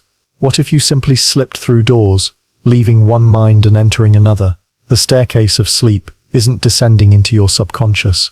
It's branching into others. Sleep is the transport. Dream is the vehicle. You are the passenger. Ancient traditions hinted at this. Shamans spoke of dream walking, leaving their own body behind to travel the landscapes of other souls. Tibetan monks practiced dream yoga, aiming to stay conscious in sleep to cross these thresholds deliberately. Even folklore across cultures treats sleep as a dangerous crossing. Don't fall asleep in fairy circles, or you'll wake in another world. The old warnings weren't about fantasy. They were about leakage between minds. And you felt it. That shock when a dream character looks you in the eye with more clarity than they should, as if they know something you don't. That feeling that you were the guest, not the host. That sudden awareness that the dream wasn't yours at all. But here's the unsettling twist. What if your waking life is just another borrowed dream you entered during sleep? Imagine this. The night you were born wasn't a biological event. It was the night another dreamer fell asleep, and you walked through their portal. Their unconscious needed a character, so you appeared. You've been walking their corridors ever since, convinced it was your own story. Your parents? Props. Your childhood? A set. Your future? A continuation, until they stir. When they wake, the portal closes, and you, the dream traveler, dissolve. This also explains the strange continuity between your dreams and waking life. Sometimes the two bleed into each other. You dream of someone, and they call the next day. You dream of falling, and wake with your heart racing. The portal is porous. Information leaks. The dreamer bleeds into the dreamed. And sometimes, the portal misfires. That's when you experience sleep paralysis. You wake, but not fully. You're caught halfway in the hallway, your body frozen on one side, your awareness trapped between worlds. You feel a presence in the room, because there is one. You haven't fully detached from the other dreamer yet. You're sharing the threshold. Think of all the mysteries of sleep. Why do we need it at all? Why do we spend a third of our lives unconscious? Evolutionarily, it makes little sense to render ourselves helpless for hours each night, unless sleep isn't just for us, unless we're serving someone else each time we slip away. Maybe you're not resting. Maybe you're reporting. Maybe your nightly dreams are brief assignments, fragments of someone else's story. You're acting out to keep their unconscious stable. You're not the dreamer.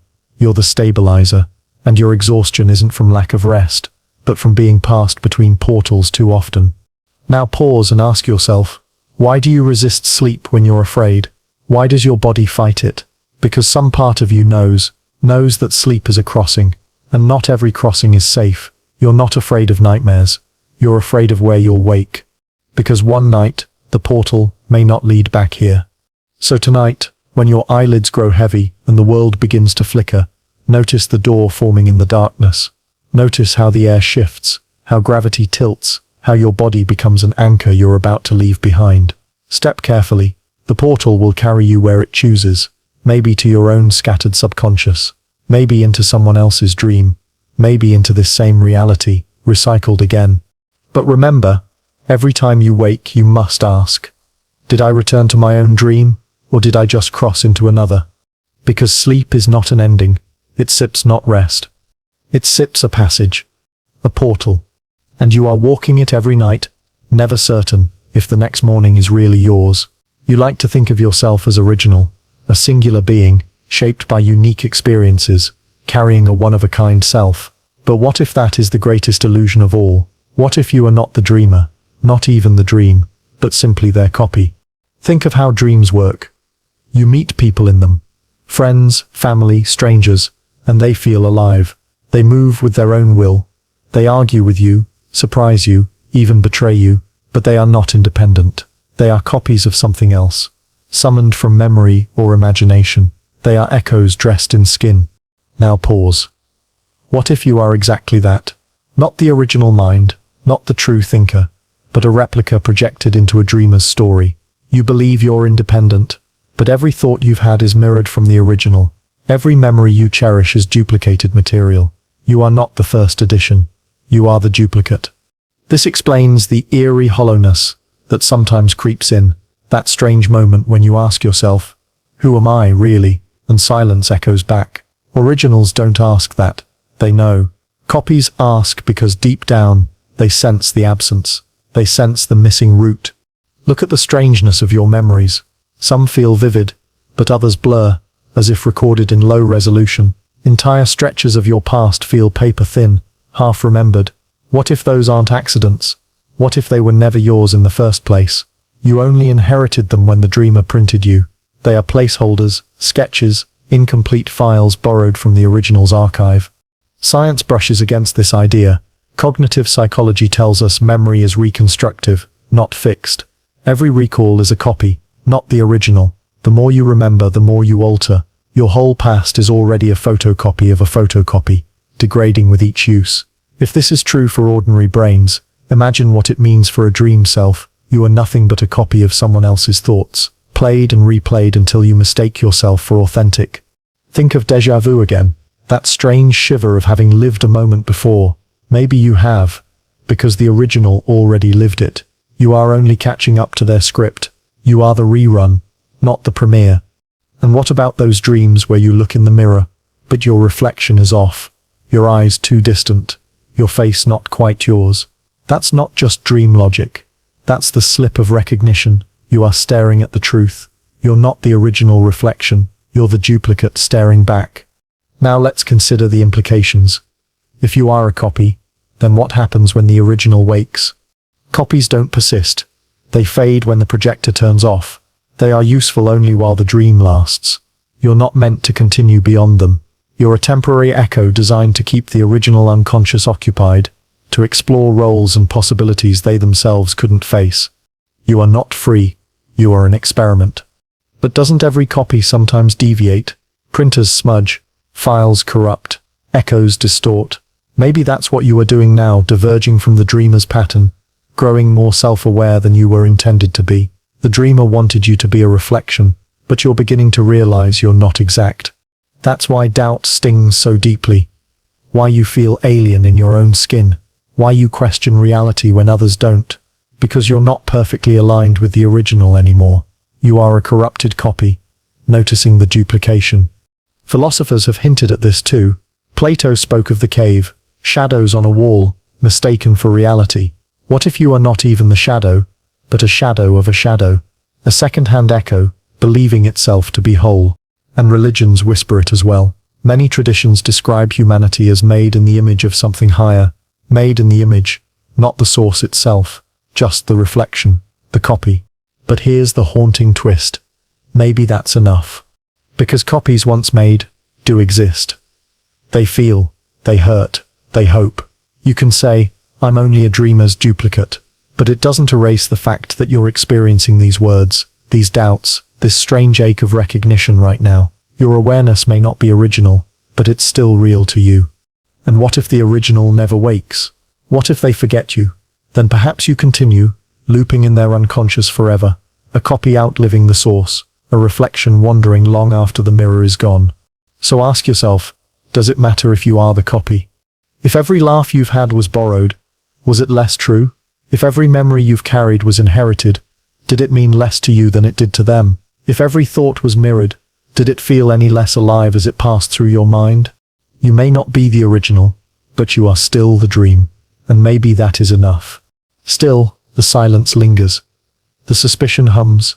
When you wake tomorrow, look into the mirror, watch your reflection, ask it quietly, am I the first or the copy? And listen closely, because sometimes the reflection knows the truth before you do.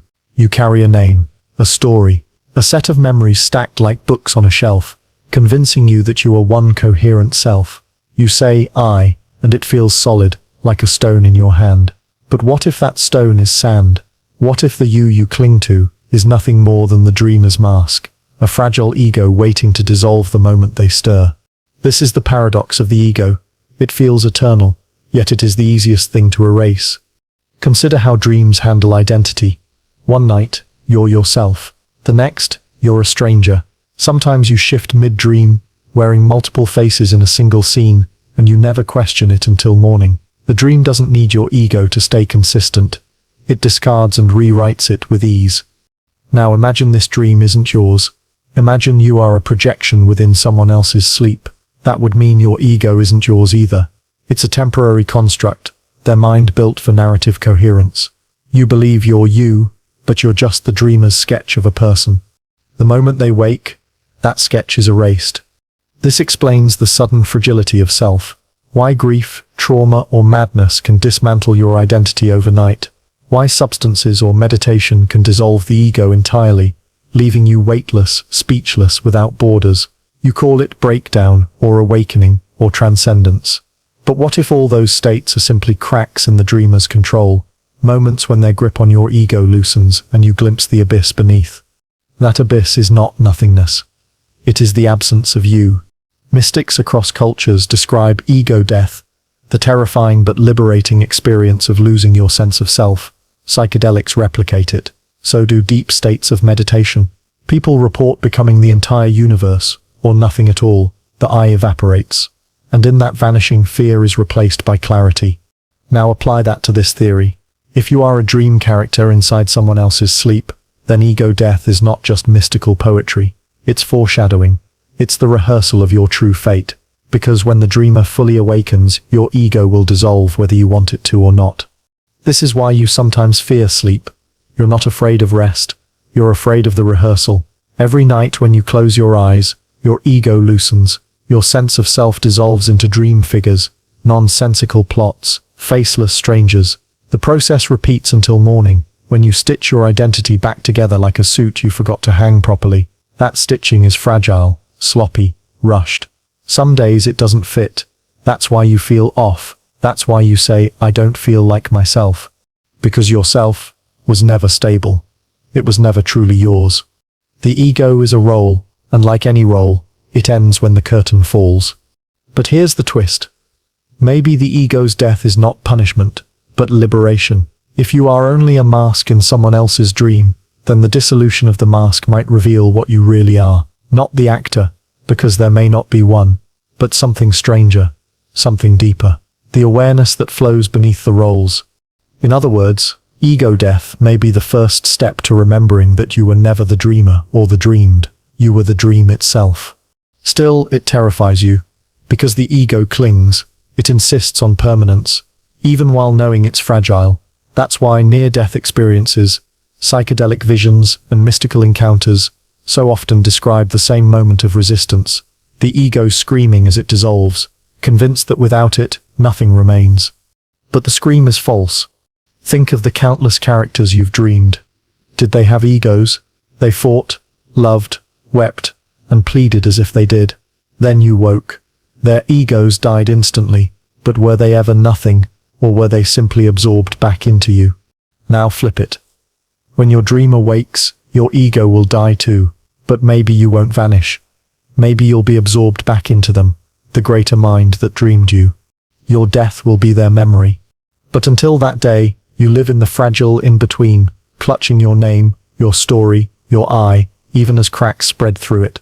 You insist you are real, even while shadows of other selves leak into your dreams, even while Deja vu whispers that you've been here before, even while your own reflection sometimes looks like a stranger.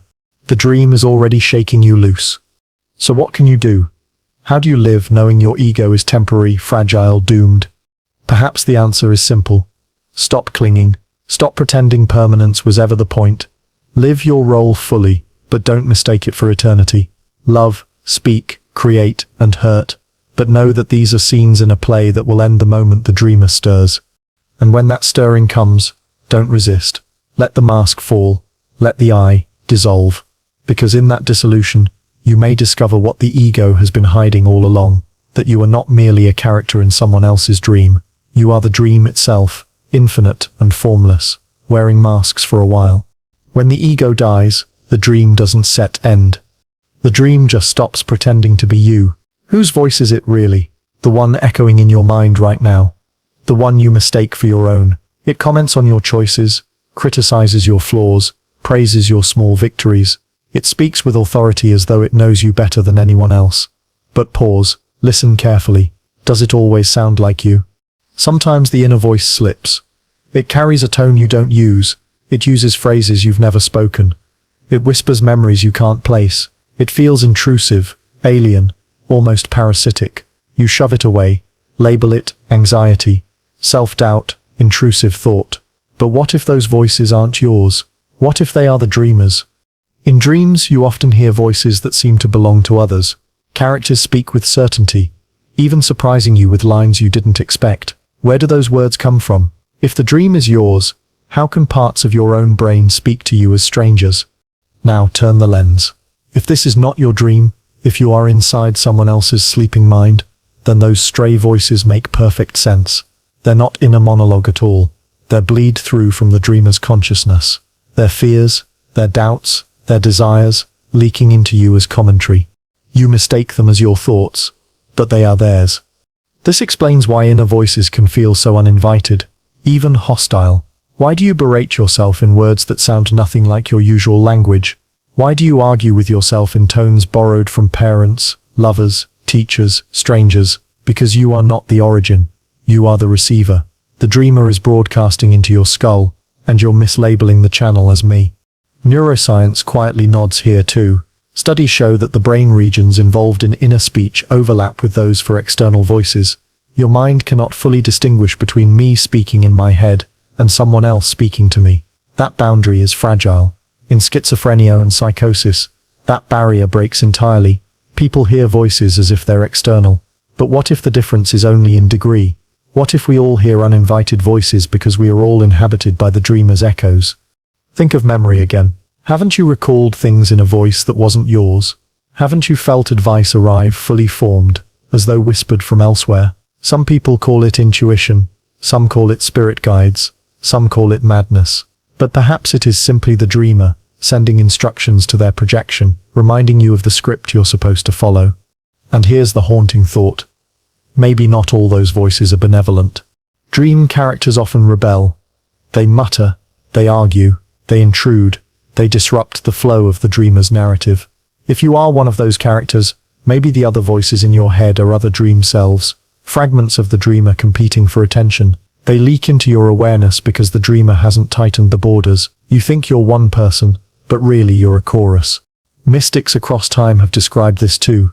The Greeks spoke of the daemon, an inner voice guiding destiny. Indigenous shamans spoke of ancestral voices arriving in visions. Medieval mystics heard the divine inside them. Even modern psychology admits the unconscious speaks in fragments. But what if all those are variations of the same truth? Your inner voices are not you. They're the dreamer speaking through you. Now consider the moments those voices become unbearable. The late-night self-criticism that feels endless.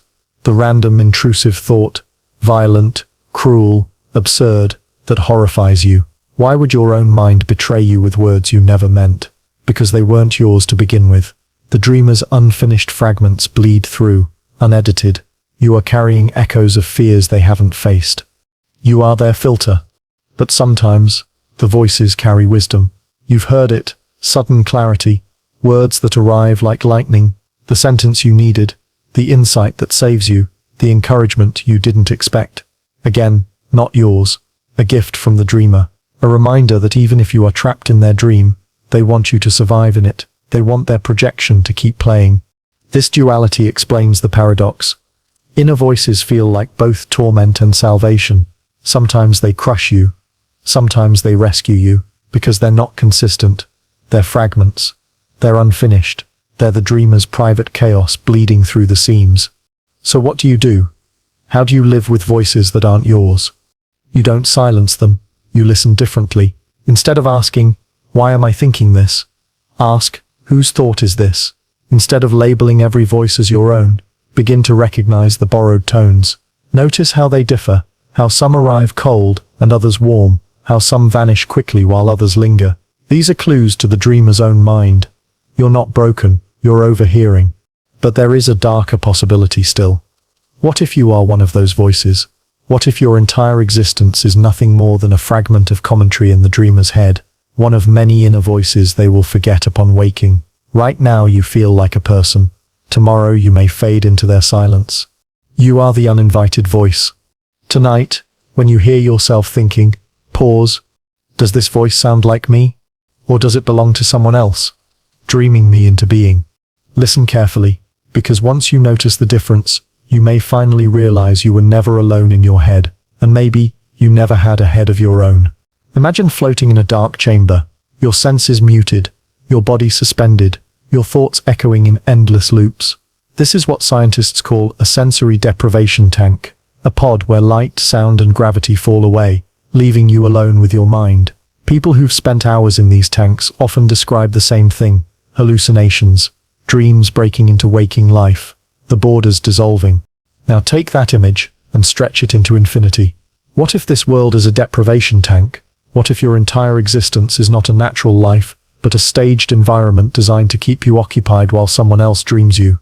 Welcome to the dream tank theory.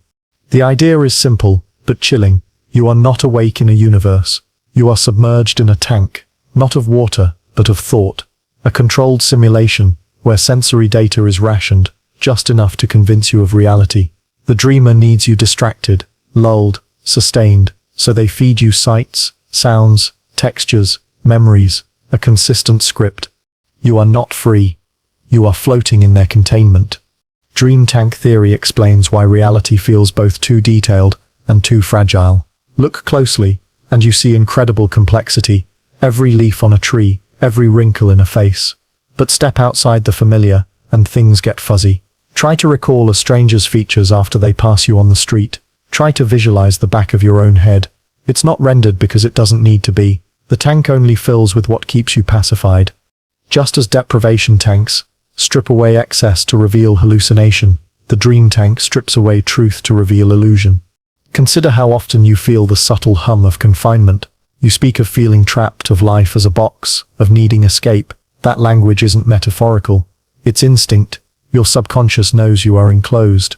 The walls of the dream tank are not physical. They are perceptual. The rules of physics, the linearity of time, the edges of memory, each is a wall designed to keep you floating in place. This reframes déjà vu too. That eerie repetition may not be a brain hiccup, but the tank resetting itself, a loop to keep you calm. The dreamer adjusts the chamber, resets the filters, and you mistake the glitch for nostalgia. Even boredom makes sense here. In a deprivation tank, the absence of new input forces the brain to invent stimulation. Your wandering thoughts, your fantasies, even your creative impulses may simply be the tank starving you of novelty until you hallucinate new stories. Those stories become your passions, your obsessions, but they are survival strategies. The dream tank forces you to dream inside a dream. And then there are the intrusions. People who've used sensory tanks long enough report figures appearing, shadow people, strange voices, beings who seem to check in. What if your waking life mirrors that? Random strangers who appear suddenly, deliver lines, then vanish from your story. People you meet only once, but who leave impossible impressions. These may not be coincidences. They may be maintenance workers, the dreamer's subconscious agents, entering the tank to stabilize you. But here's the darker implication. If you are floating in the dreamer's tank, then your thoughts are not entirely yours. The chamber is designed to recycle. You speak words the dreamer needs to hear. You feel emotions they are repressing. You dream their fears for them. Because the tank allows them to sleep without drowning in them directly. You are not just the occupant. You are the filter. That's why sometimes you feel like you're living a life that isn't yours. Why you long for things you've never experienced. Why you suffer with emotions that don't seem to have causes. You are processing the dreamer's overflow. You are the psychic filtration system of their sleep. The theory grows more terrifying when you ask what happens when the dreamer wakes. A deprivation tank session ends when the participant decides it does. The lights return. The door opens. The float is over. If you are the dreamer's float, then your ending is tied to their waking. The moment they open their eyes, Your entire world drains away like water from a pod. No goodbye, no closure, just the end of containment. But maybe the dreamer doesn't wake soon. Maybe they keep you floating for years, decades, entire lifetimes. Why? Because you are their therapy, their release, their rehearsal. Each loop of your life keeps their unconscious stable.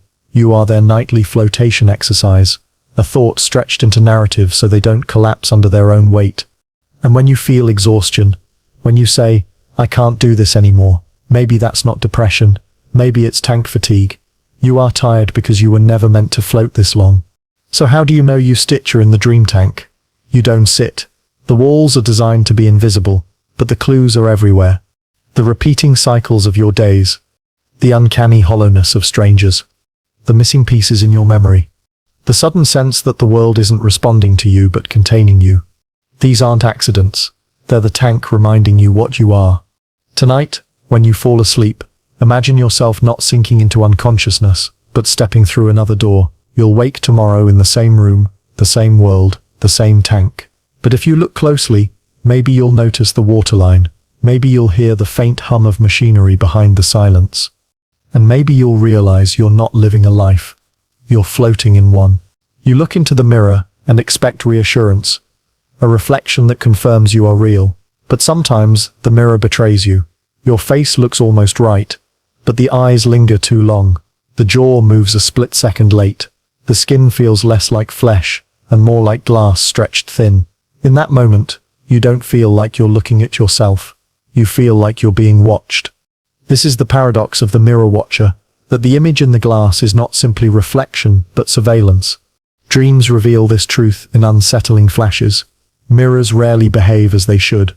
Sometimes they reflect strangers instead of you. Sometimes they refuse to show anything at all. Sometimes they reveal a face you don't recognize, though you know it's supposed to be yours. Why? Because the mirror in a dream is not about you. It's about the dreamer looking through you. When you stand in front of glass, you're not seeing yourself. You're seeing what the dreamer sees when they look at you. The version they've imagined, the projection they're sustaining. The reflection is their confirmation, not yours. Think of it like this.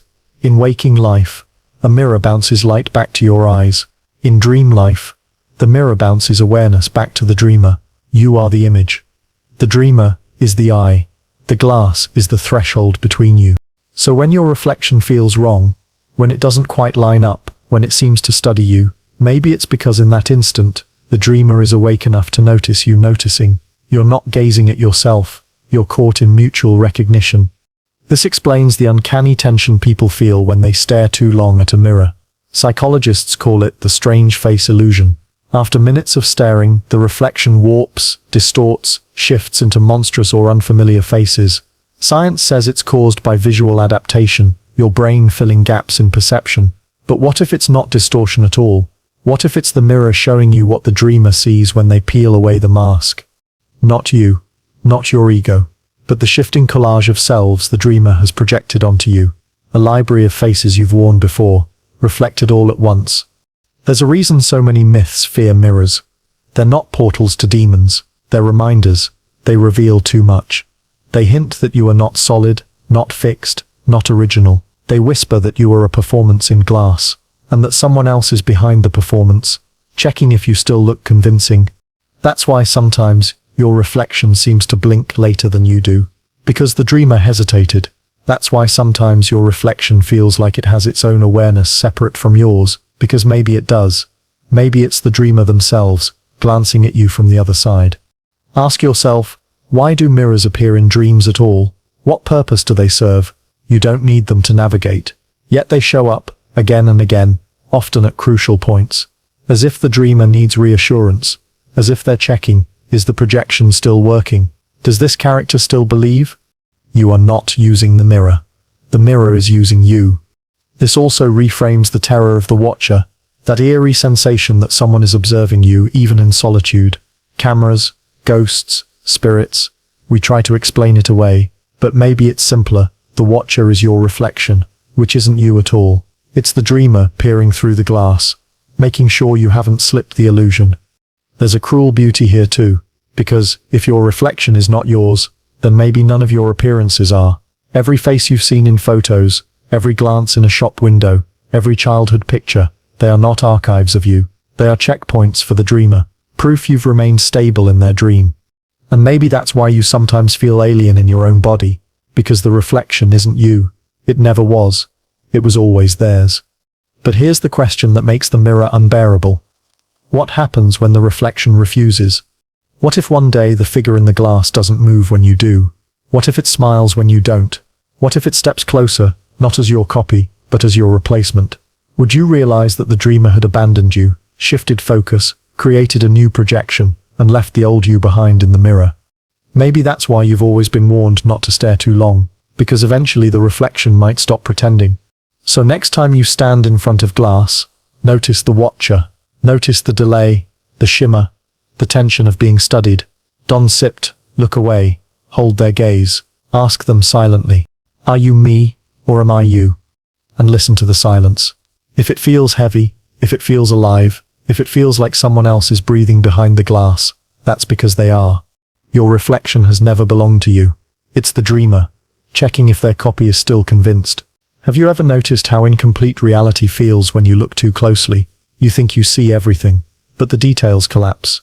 Try to picture the faces of everyone you passed today. Try to recall the exact number of windows on the building you walk by every morning. Try to reconstruct a room behind you without turning your head. Most of it vanishes. The gaps are not bugs in your memory. They are holes in the dream itself. This is the heart of the missing perception pieces theory. Your world is not fully built. It's stitched together from fragments, only filled in where the dreamer bothers to focus. You are walking through a half-rendered simulation, and your brain is working overtime to disguise the blank spaces. Dreams operate this way all the time. You only see what you're looking at. The rest exists as haze, vague impressions, half-built structures. If you glance away, the details dissolve. When you glance back, they return, freshly painted by the unconscious. Your mind accepts this without protest. Now stretch that logic to waking life. What if the gaps you constantly experience, the missing colors, the misremembered details, the fog of half-formed memories, aren't flaws in your mind, but limitations of the dreamers? You are being rendered only in the pieces that matter to them. Think of blind spots in your vision. You have a literal one where your optic nerve connects to the eye, yet you never notice it. Why? Because your brain fills it in with guesses. You live every moment unaware that parts of your sight are fabricated.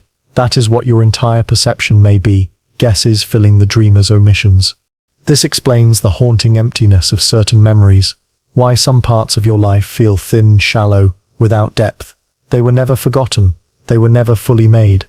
The dreamer didn't render them. They left placeholders, and your mind dutifully fills the silence with vague comfort. It also explains why some days feel like they're running on rails. Repetitive backgrounds, hollow conversations, shallow details. You are living in the edges of the dreamer's attention. Their focus is elsewhere, so your world fades into cheap scaffolding until they return. And what about those eerie moments when something simply doesn't add up? A stranger insists they know you, but you don't remember them.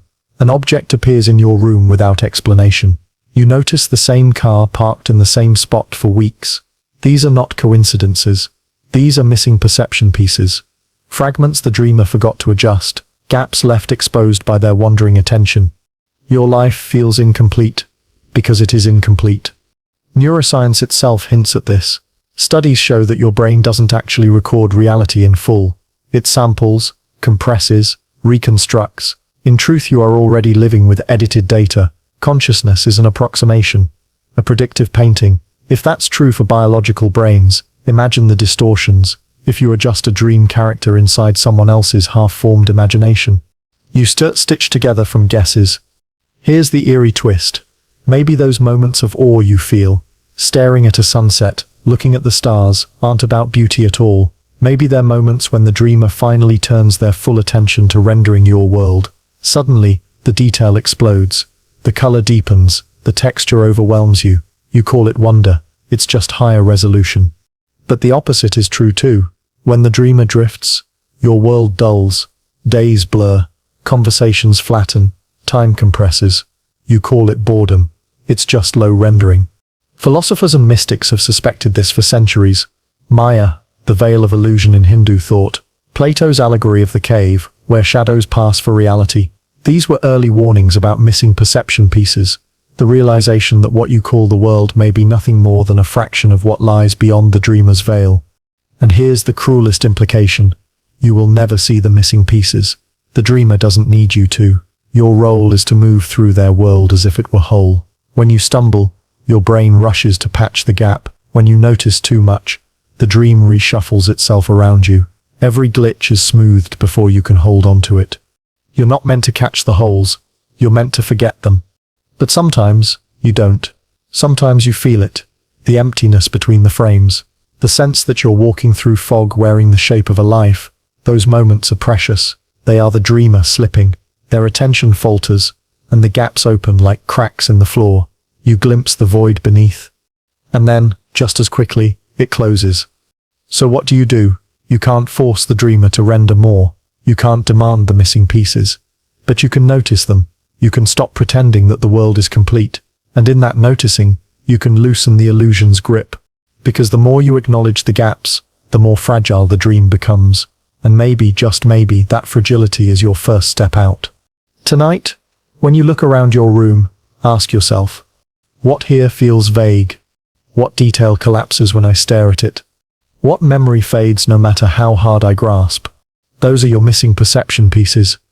And if you follow the gaps long enough, you may find yourself outside the frame, staring into the silence where the dreamer's attention has yet to fall. This is the essence of the you are there alarm theory. You are not the dreamer. You are not the dream. You are not the dream. You are the sound designed to rattle the dreamer out of sleep. Why do you exist? Why this particular self? This story? This fleeting sense of being awake?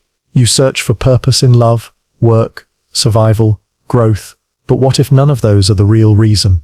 What if your entire existence has only one function to wake someone else up? Think of how dreams often end. You're running, you're falling, you're drowning.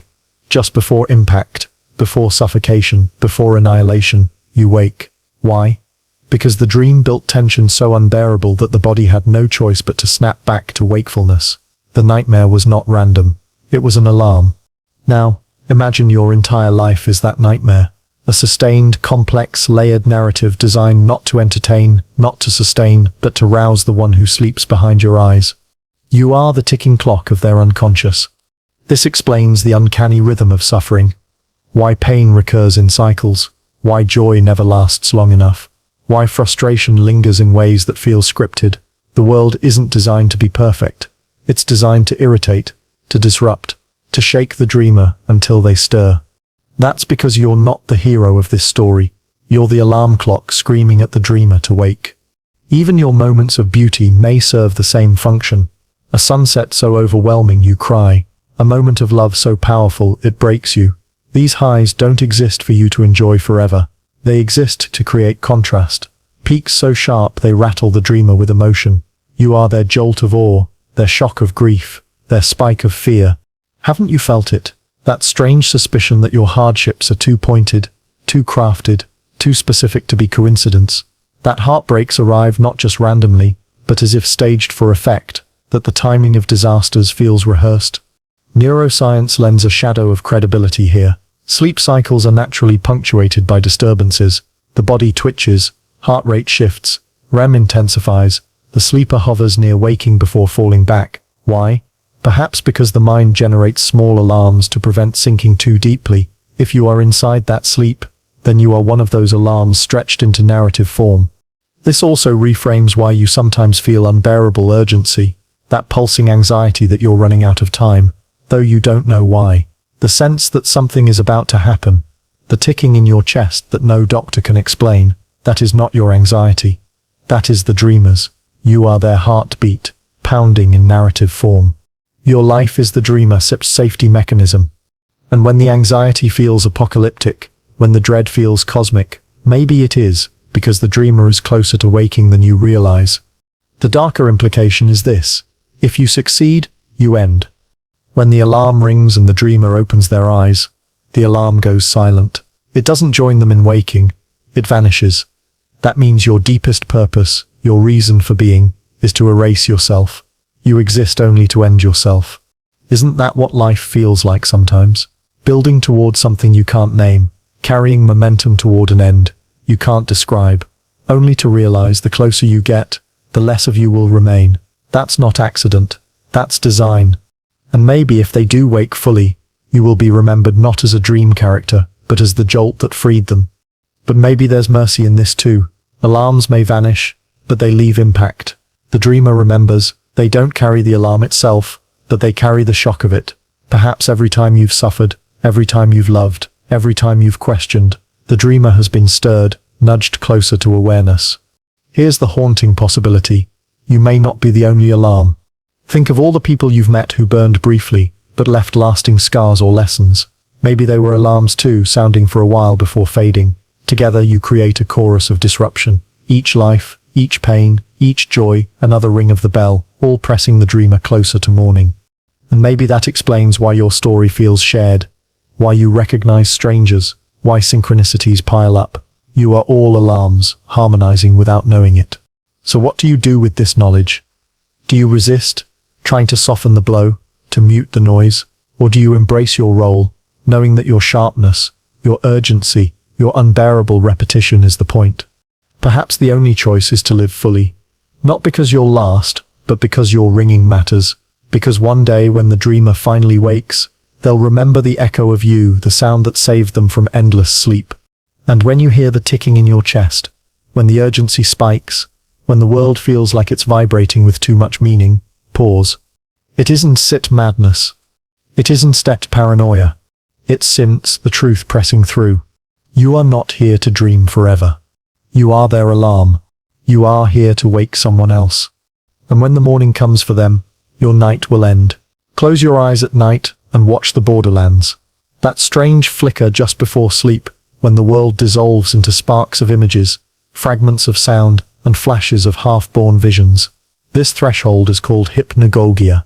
It is not quite dream, not quite waking, but a corridor where realities bleed into one another. And if the theory is right, your entire life may be one long hypnagogic flash entry, the first burst of imagery as someone else falls asleep.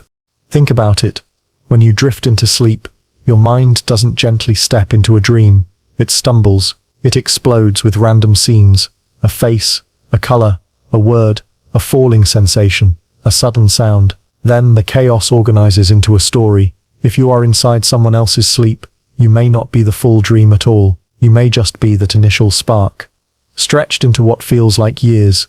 This theory explains the sense of discontinuity in your own life. Haven't you noticed? Whole years blur. Time folds strangely. Days skip forward without explanation. Childhood memories smear together. Even your present sometimes feels like a flash, a bright, jarring image stamped into existence without context. Because you are not a complete dream. You are the entry spark. The light that flashes before the sleeper's eyes as they descend. Consider the bizarre, surreal quality of hypnagogia. People often report faces that appear suddenly. Not faces they know, but strangers with uncanny clarity. They report geometric shapes, kaleidoscopes of color, sudden voices calling their name. They feel their body jerk, as if falling. Scientists call this the hypnic jerk, a spasm that jolts the dreamer awake for a moment before they finally sink. Now, imagine your life from that perspective. The strangers you meet, the bizarre coincidences, the voices that enter your head uninvited, the sudden plunges into fear or ecstasy, all of them are consistent with hypnagogic imagery. You are the twitch, the jerk, the flashing face. If that's true, then your identity is not continuous. You are not a person moving forward in linear time. You are a flicker, a visual fragment, artificially stretched by the dreamer's mind into a story that feels whole. This could also explain why the world feels like it resists coherence, why reality never fully aligns, why contradictions don't break it, they just exist. In hypnagogia, nonsense is normal. Logic doesn't matter. Images don't need grounding. The dreamer doesn't demand consistency. They demand transition. They're just trying to cross over. You are that bridge. A flicker expanded into a narrative. Neuroscience again offers eerie parallels. During hypnagogia, the brain fires spontaneously, activating images without context. The visual cortex lights up erratically. The auditory system produces phantom sounds. The sleeper experiences sudden intrusions of memory fragments. If consciousness is a passenger inside this, then what you call life may be one such fragment bloated into a universe. And if so, you are not stable. At any moment the dreamer could shift, discard you, replace you with another fragment. That might be what déjà vu really is. The dreamer swapping flashes, trying out variations. The most haunting implication. Your story has no real continuity, because it doesn't need one. You are not meant to last. You are just the prelude. Think of a candle flame sputtering before it catches. Think of static before the broadcast. Think of the first key in a symphony, struck not for itself but to signal the music to begin. That is what you are. The signal, not the song. This explains why so many people describe life as fleeting, unreal, or strangely theatrical, because in a sense, it is. You are the curtain raiser, the hypnagogic flash. Once the real dream begins, you will dissolve. And perhaps you already have, many times. Perhaps every forgotten moment, every lost memory, every sudden transition, was you blinking out, replaced by another flash, another fragment stretched into its own sense of time. There is also a chilling comfort here. If you are only a hypnagogic fragment, then your pain is not lasting. It cannot be. Pain belongs to stories, but you are not a story. You are not a story. You are an entry point, and entry points vanish. This could be why suffering often feels dreamlike in retrospect, why tragedies blur, why even your own heartbreaks fade like smoke. You were never built to carry them. You were built to flicker and be gone. But then comes the paradox. If you are only the entry, why do you feel so heavy, so real, so full of meaning? Why do you ache for answers? Maybe because even a spark burns. Even a flicker knows itself for a moment, and in that moment, it demands purpose. Perhaps your demand for meaning is the dreamer's own demand, their mind pushing back against the transition, asking why this, why me? And in that way, you and the dreamer are the same question, echoing across the veil of sleep. So tonight, when you lie down, when your own body slips into the twitch and flash of hypnagogia, remember, you may be doing the same to someone else. You may be creating sparks in their mind, brief worlds they will never know they lived inside. And if you are awake right now reading this, questioning this, it may not be because you are awake at all. It may be because someone else just blinked at the border of sleep, and you are the light that entered their eye. You are not the dream. You are the first flicker. You are the hypnagogic flash entry. And when the real dream begins, you will vanish into it like light into shadow. There is a strange phenomenon that psychologists and dream researchers have documented for decades. The recurring dream stranger. A face you don't consciously know. A person you've never met in waking life, and yet they appear again and again, woven through your dreams with uncanny familiarity. They might sit quietly in the background, walk past you on a street, or even speak to you with intimacy, as if they've always been part of your story. But here's the paradox. What if these familiar dream strangers are not generated by your subconscious at all? What if they are the actual residents of the dream you are trapped inside? The real dreamer's memories, side characters, or watchers bleeding into your borrowed world. Think about it. When you dream, your brain pulls from a patchwork of faces it has seen before. A bus driver, a passerby, a blurry extra in a movie you forgot you watched. But what if your own life is also filled with such extras? People you recognize but don't really know. The coworker you've never spoken to. The neighbor you see but can't name. The person in a crowd who feels oddly important though they vanish. The next moment. What if those are not coincidences but bleed-throughs, indicators that you are living inside someone else's dream? This theory suggests that your world is populated by a mixture of real constructs, and these dream strangers, half-formed, borrowed from the dreamer's mental archive, they feel familiar because they are familiar, just not to you. They belong to the one who is dreaming you. Their comfort with you is not your memory, but theirs. Why then do some of these figures return, again and again? Why does the same unknown face appear in different parts of your life? Maybe because certain dream characters are anchors. They stabilize the dream. They are inserted repeatedly to keep the dream coherent.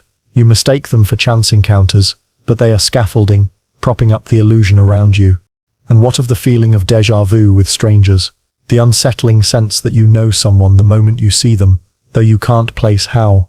Under this theory, déjà vu isn't memory at all. It's recognition. You've seen them in the dreams backstage before. They've been wandering across scenes you weren't meant to notice. Even literature has long hinted at this. Jung spoke of archetypes, universal figures who emerge across dreams and myths. But perhaps archetypes are not universal symbols at all. Perhaps they are literal familiar strangers, migrating across shared dreamscapes.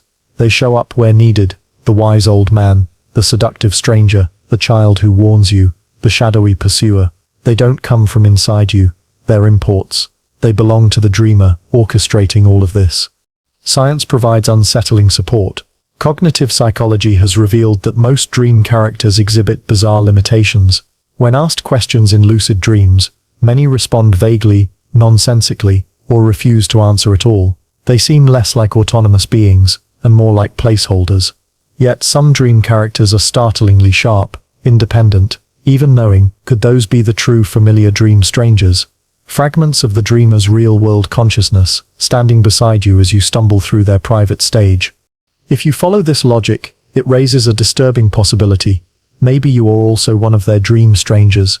Maybe somewhere the dreamer glances at you and thinks, "That face looks familiar, but I don't know them." And yet here you are, fully alive, convinced you are the center of the dream, while to them you are just an extra wandering through. This flips your identity inside out.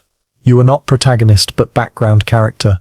You are a borrowed stranger given the illusion of continuity. And the people you love, the ones who feel closest, even they could be props. Or worse, echoes of the dreamer's own subconscious, playing roles that keep you distracted from realizing none of it belongs to you. But if these familiar strangers are real fragments of another mind, then the moments when you feel closest to them may be cracks in the illusion. The friend who feels uncannily right, even though you just met them. The stranger who locks eyes with you, and for a second, it feels like they know everything. Perhaps they do. Perhaps they recognize you as part of their own dream, and their glance is an accident. The dreamer briefly realizing they are interacting with their own creation. This could also explain the haunting experience people report with sleep paralysis entities. Figures who appear in the room, dark silhouettes with eyes, watching silently. They feel more real than any dream character. Terrifying in their presence. Maybe because they are not just projections.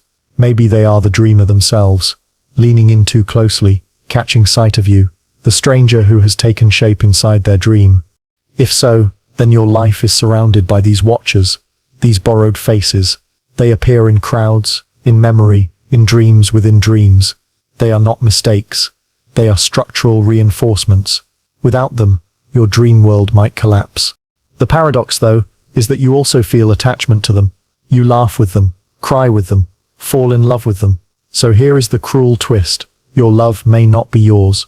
Your grief may not be yours. You may only be reenacting the emotions the dreamer once felt for them. You may be an echo of their memory, bound to repeat the connections they left unfinished.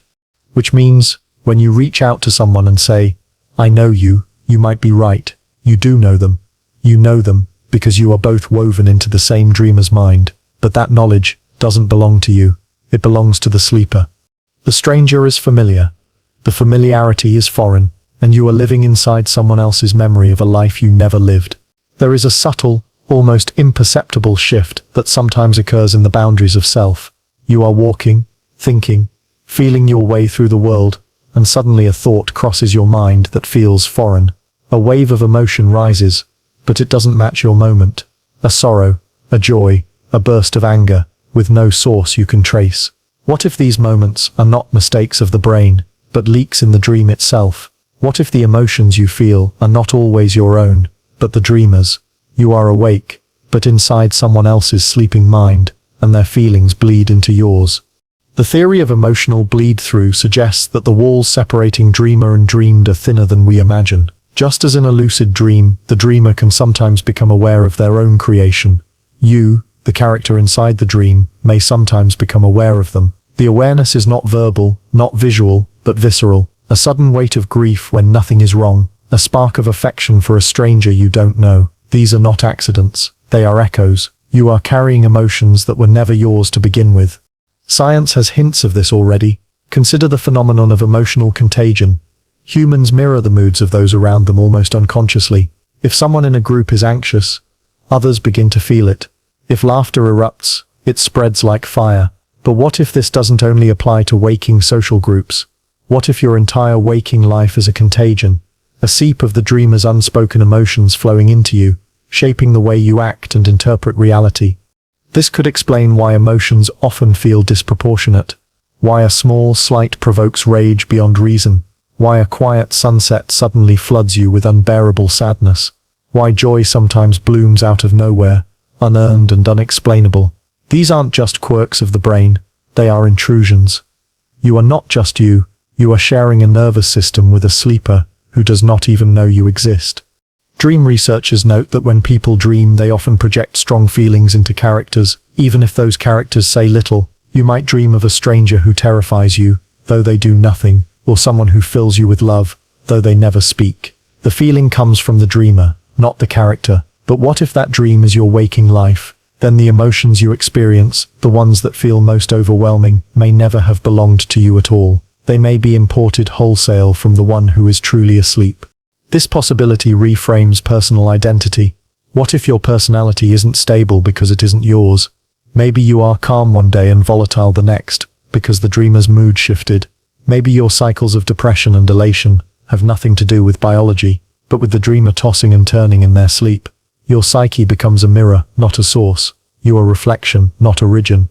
Even mysticism echoes this. In many traditions, people speak of being ridden by spirits or overtaken by emotions not their own. Shamans describe feelings that do not originate within them, but come from elsewhere. Could these be crude, ancient ways of describing the same leak, the intrusion of another consciousness upon our own? Could what we once called gods or demons simply be the dreamer's moods bleeding through, shaping their sleeping world from above? And here lies the unsettling paradox. If you feel someone else, then you are not fully autonomous. Free will dissolves under this framework. Every decision you make could be nudged by a current of alien emotion. You are angry, so you act rashly. You are euphoric, so you take risks. But it wasn't your anger, your euphoria, it was theirs.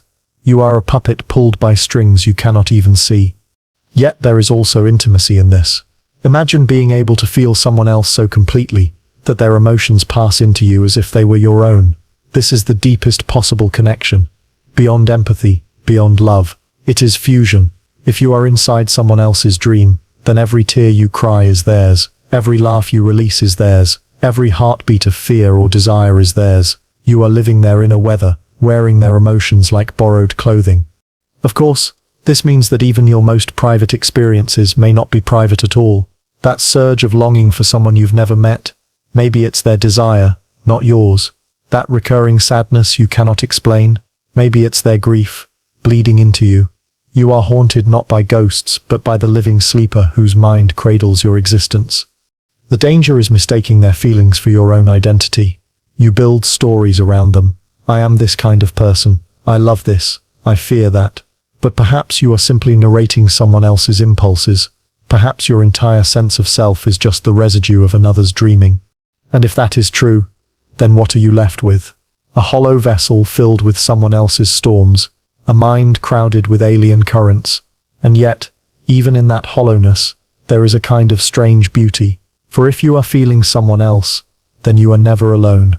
Your existence is proof of intimacy, of connection so deep it erases the boundary of self. But here is the final twist.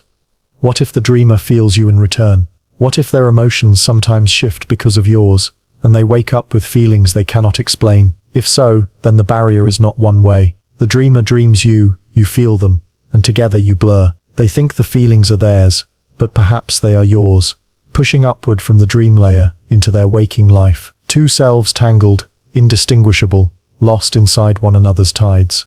The paradox stands. You are not just you are them. You are the feeling of someone else, alive inside the dream they will never know they are dreaming. Imagine walking into a room full of strangers. You don't recall being invited, but everyone seems to know you. They smile, nod, treat you as if you belong there. And yet, somewhere inside you feel it. You are out of place. You were not meant to be here. That creeping suspicion is exactly what it feels like to consider the possibility that you are awake inside someone else's dream, not as the protagonist, not even as a supporting character, but as an intruder, a guest who wasn't supposed to show up, an unwelcome presence. Dreams have hosts. Someone dreams the stage, the rules, the furniture of reality. If this world belongs to someone else's unconscious mind, then you are living on borrowed ground. You may have been smuggled in, like a stranger who slipped through a side door at a private gathering. At times, doesn't life feel like that? You catch yourself thinking, this isn't mine. This story isn't about me. You are an afterthought in a narrative written for someone else. There are clues that you might be an unwelcome dream guest. The first is the strange hostility that sometimes greets you. Ever met someone who disliked you, instantly, without cause, as though your very existence offended them? In dream logic, that reaction makes sense. You don't belong in their landscape, you are a disruption, and the dream defends itself. The hostility you experience could be the immune system of the dream reacting to your presence.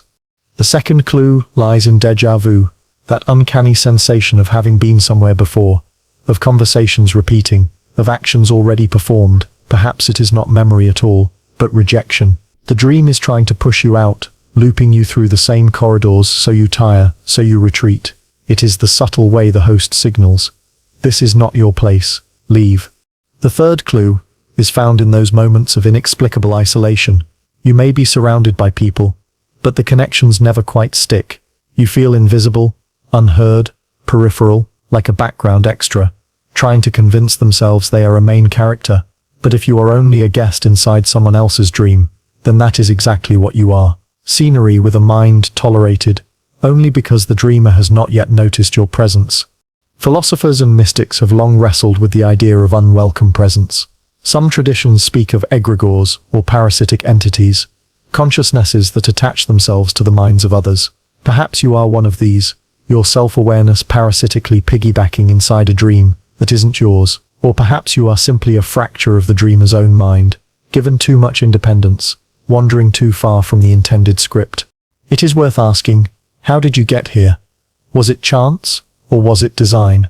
If you are awake inside someone else's dream, did you stumble in uninvited, or were you placed here deliberately as a test, an experiment, or entertainment for the dreamer? And if you were placed, then by whom? Another dreamer? A hierarchy of dreamers above this one? The very question opens an unsettling cascade. Perhaps everyone is an unwelcome guest in someone else's dream, each level hosting those below, until no one remembers who dreamed first. The psychology of alienation echoes this unease. Existentialists, like Sartre, wrote about the absurdity of feeling thrown into the world, cast into existence without request or reason. Heidegger called it Geworfenheit, the thrownness of being here without invitation. It feels eerily similar to the sensation of being an unwelcome guest in a dream. You did not ask for this script. You did not request this body, this name, this role. You were tossed into it, left to improvise in a narrative that resists your presence. And then comes the darker thought.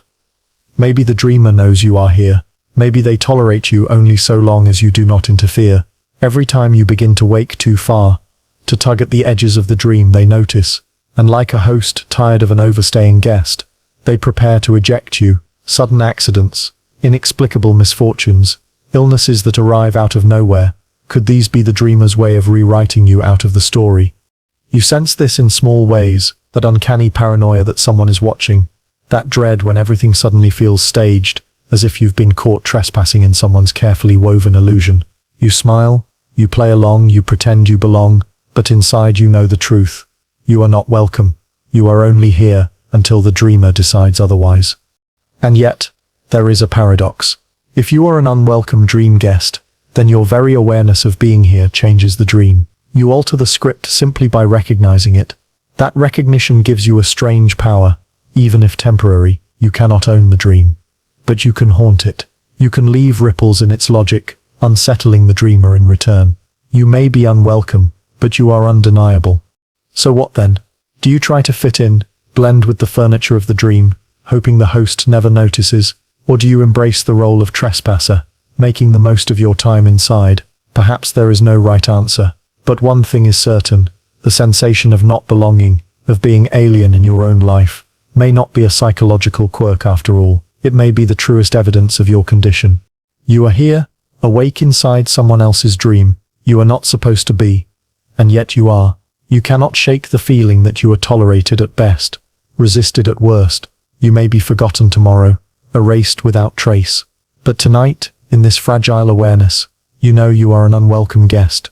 There are moments when the edges of reality feel sharper than ever, as if you are holding on to something solid and undeniable. You tell yourself, I am awake, I am certain of it. But then, like fog rolling back over a clearing, the clarity drifts away, the certainty dissolves, and in its place, doubt returns. What if the lucidity you cling to, the sense that you are conscious, awake, self-contained, is itself part of a dream? Worse still, what if that lucidity is not permanent, but fleeting, doomed always to fade until you forget you ever had it? The phenomenon is well documented in actual dreams. People can become lucid, recognizing that they are inside a dream, only to lose it minutes later. The awareness is fragile. It slips from their hands the moment they get too distracted, too emotional, too entangled in the dream's narrative, and then they are simply dreaming again, blind to the fact. Now extend that mechanism outward into your waking life. What if your brief flashes of deep insight, those uncanny, overwhelming realizations that none of this feels real, are your moments of lucidity inside the dream? What if every time you dismiss them, laugh them off, or forget them, you are simply fading back into the script of the dreamer? Imagine how many times you have been on the cusp of realizing it. A sudden wave of strangeness sweeps over you.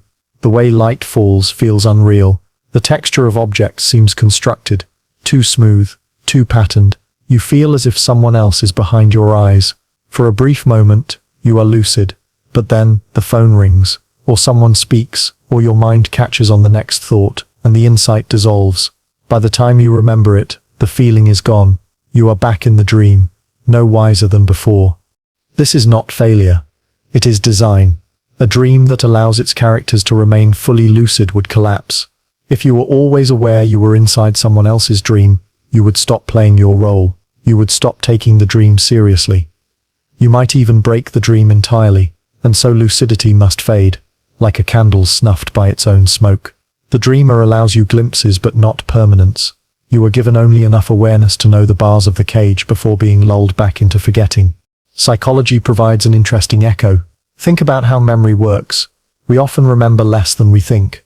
A detail flashes in consciousness, then vanishes, leaving only the faintest impression. Dreams, too, fade in memory even as we wake. Why would waking reality be different? Perhaps lucidity is subject to the same rules. A flash of recognition, followed by erosion. You know, then you forget, and you cannot will yourself to recall it no matter how desperately you try. Religious traditions describe similar cycles. Mystics speak of enlightenment experiences, where reality peels back and truth is revealed, but often these are temporary. They fade, leaving the seeker longing to return. Saints speak of dark nights of the soul, when clarity vanishes and the mind returns to confusion.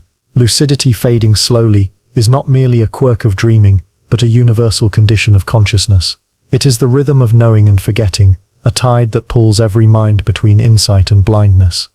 The unsettling question is, who controls this tide? If you are awake inside someone else's dream, then the fading is not random, it is imposed. The dreamer allows you only as much lucidity as they can tolerate. If you begin to stray too far from the script, the veil thickens, your awareness dulls. You forget what you were about to realize. It feels natural to you, but it is not. It is containment. The dreamer is editing your consciousness in real time, pulling you back into ignorance for the sake of the dream's stability. Think of how many times you have had that sensation. You were about to remember something important, and then it slipped away. You knew you were close to a revelation, but it melted. That might not be forgetfulness. That might be the dreamer stepping in, dimming your lucidity before it grows too dangerous. And there is something tragic in this cycle. You may spend your whole life chasing clarity, thinking enlightenment is something you can hold on to, when in truth it is always slipping by design. You will never win the game, because the rules forbid it. Awareness comes only in flashes, in short-lived epiphanies that fade before you can anchor them. The more you try to grasp them, the faster they dissolve. But paradoxically, that fragility might be the very proof that you are dreaming. After all, what sense does it make for truth to fade? If you truly were awake in a stable physical world, clarity would endure, knowledge would accumulate.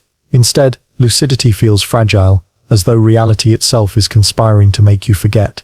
Only inside a dream would that make sense. And perhaps this cycle never ends. You may have been lucid countless times already.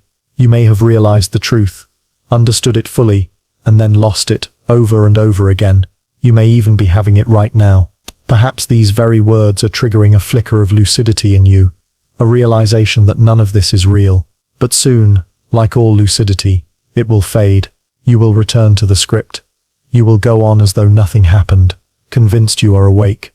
And if that is the case, then what is left? Only this, to savor the brief windows of lucidity when they arrive, to recognize the strangeness of your own thoughts, the fleeting clarity of your own perception, and accept that they will not last. You are living in the paradox of awareness that cannot be held.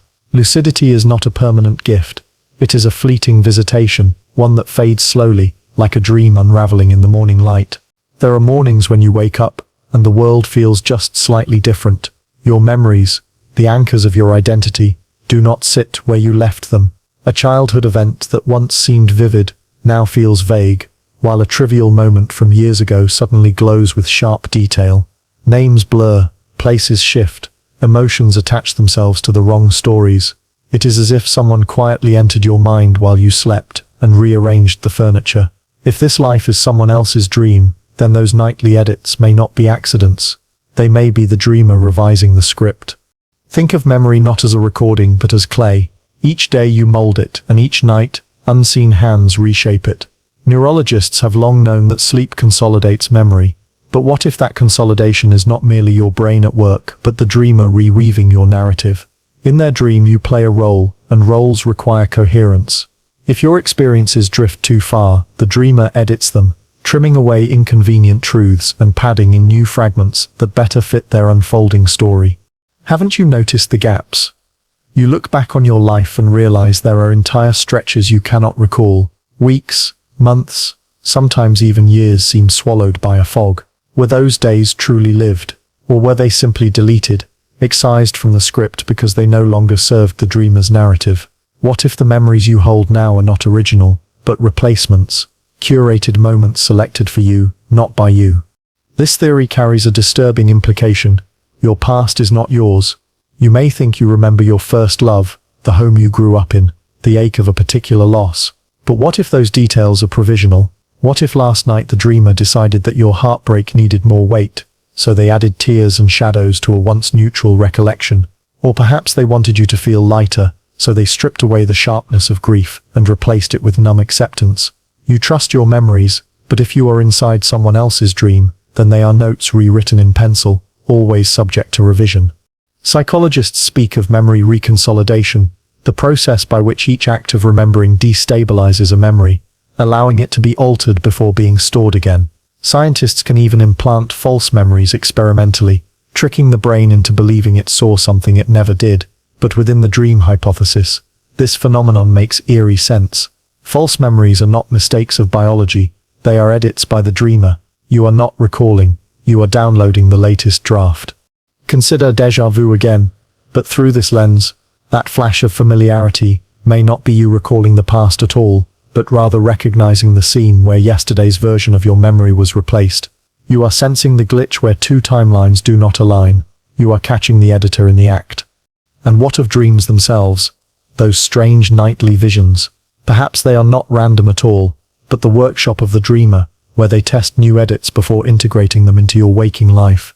You wake unsettled, not realizing that the dream was rehearsal, a beta version of tomorrow's new memory architecture. By the time you rise, the edits are live. You accept them without question, because, after all, they feel like yours. There are stories of people who claim they suddenly remembered entire skills, languages, or knowledge without ever learning them. The phenomenon is sometimes called cryptomnesia, but what if it is simply an overnight upload? The dreamer decided that your role required fluency in a language or competence with a tool, and so the memory was inserted. Likewise, there are those who forget entire relationships, years of intimacy erased as if they never happened. The dreamer had no further use for that subplot, and so it was gone. The paradox is that you cannot prove the edits. Memory, once altered, cannot be compared to its original form, because the original is lost. You wake each morning with the certainty that your past has always been as you recall it, yet beneath that certainty lies a hollow doubt. What if it wasn't? This uncertainty explains the creeping sensation of unreality many people confess to. The sense that life feels staged, that their past feels slippery. It is not merely anxiety, it is the faint awareness that their memories have been tampered with. They are half conscious of the nightly revisions, like a tenant who notices their belongings slightly moved each morning, though they never saw anyone enter the room. And if this is true, then what does it mean for your identity? If you are the sum of your memories, and those memories are revised, then who are you really? You may wake up as a different person than the one who went to sleep. Not in body, but in history. The dreamer is the author, and you are the character, rewritten line by line. There is also the possibility that these edits are not malicious but necessary. A dream cannot run forever. It requires consistency, too much chaos, and it collapses. Perhaps the dreamer rearranges your memories not to harm you, but to keep the dream stable. You are being maintained, curated, not destroyed, but knowing that offers little comfort. You remain a passenger with no control over the wheel. So tomorrow, when you wake and feel the subtle strangeness of your own past, remember this. It may not be your fault that it feels different. It may not even be your brain reshuffling for survival. It may simply be the dreamer at work, rearranging your life story while you sleep, ensuring you play your part exactly as required. You may never know which memories are original and which are edits. But perhaps that is the point. You look into a mirror, expecting to see yourself. The image stares back, obedient, familiar. Yet sometimes, just sometimes, something feels wrong. Your expression lags half a breath behind. Your eyes don't quite belong to you. The smile seems slightly rehearsed, as though the person in the glass has been told to mimic you rather than actually be you. If you are inside someone else's dream, then perhaps the reflection is not yours at all. It is theirs, the dreamer's echo projected into your place. What is a reflection but proof of existence? We rely on mirrors to reassure ourselves that we are real, that we inhabit the body we sense from within. But in the dream hypothesis, mirrors are unreliable. They may not be windows into truth, but scripted illusions, quick sketches the dreamer has placed to maintain consistency. When you gaze into the glass, you might not be seeing yourself. You might be glimpsing what the dreamer imagines you should look like. Think about how strange it is that mirrors have such authority over identity. You never actually see your own face outside of reflection or photographs. You trust the mirror implicitly, but all you truly know firsthand is the world seen from behind your eyes. Your nose, your smile, the shape of your jaw. You know them only as second-hand reports. If the dreamer decided tomorrow that your reflection should shift slightly, you would accept it. You would adjust. After all, the mirror does not lie, except perhaps it does. Cultures have long treated mirrors as mystical. Folklore warns that mirrors can steal souls, that they open portals to other realities, that they reveal more than they should. Psychologists explore how mirror self-recognition defines identity, children first recognizing themselves in glass as a milestone of consciousness. Yet if you are not the true dreamer, then perhaps what you see is not your independent consciousness developing, but simply the dreamer, allowing you the illusion of identity. They lend you a reflection so you believe you exist. There are accounts of people looking into mirrors during dreams and seeing distorted versions of themselves. Faces melt, features warp, eyes appear too large or missing altogether. Dreamers often report that mirrors are unstable inside dreams. Why would this be? Because mirrors demand precision. They reflect identity, and identity is fragile in dream logic. If you are inside someone else's dream, then mirrors may be pressure points where the illusion frays. Look long enough, and you may see not yourself, but the dreamer peering through. Even waking life is not immune to this unsettling strangeness. Some people report experiences of the Capgras delusion, where they believe loved ones have been replaced by imposters. Others describe looking into mirrors and feeling disconnected, as if the reflection is someone else entirely. Psychiatrists call this depersonalization, but the dream hypothesis whispers another possibility. The dreamer has shifted the script, and you are no longer perfectly in sync with the version of you they are projecting. You see the mismatch in the glass. The eerie idea here is that you are not the true owner of your reflection. It belongs to the one dreaming you. They decide your face, your age, even the subtle creases of emotion. Perhaps that is why aging feels surreal. One day your reflection carries lines that were not there before, and you are forced to accept them as evidence of time. But what if they are simply edits by the dreamer? Updates to your character design. Wrinkles are not proof of years lived. They are brushstrokes added overnight. There is also the question of why mirrors sometimes unsettle us. Why do people report chills when they stare too long at their own faces? Why do mirrored rooms feel uncanny? Because in those moments perhaps, the illusion is too dense, Too many reflections force the dreamer to replicate you again and again, and the system strains. You sense the artificiality, the hollowness behind the images. Each face in the infinite hall of mirrors may be slightly different, because the dreamer cannot keep them all perfectly aligned. The metaphor extends further. What if your social interactions are also mirrors? Every person you meet reflects back a version of you. The friend, the sibling, the worker, the stranger. None of these are your essence. They are reflections shaped by the dreamer's script. In this view, mirrors are not confined to glass but are embedded in all relationships. You never encounter your true self, only the reflections others dream of you being. And what about photographs? They seem permanent, yet they too are reflections. Have you ever noticed how different you look in pictures taken by others versus those taken by yourself? The angle, the lighting, the timing. But perhaps more than that, the dreamer is choosing which reflection remains in the archive. Each photograph is another edit, another reinforcement of the identity they want you to accept. You flip through an album, seeing the life you think you lived, but you are only paging through curated reflections, none of which are authentically you. In nightmares, reflections often rebel. You turn away but the mirrored figure lingers. You scowl but it grins. This rebellion might symbolize the dreamer losing grip on your role, or perhaps it is your buried awareness surfacing, reminding you that the face you see is not your own.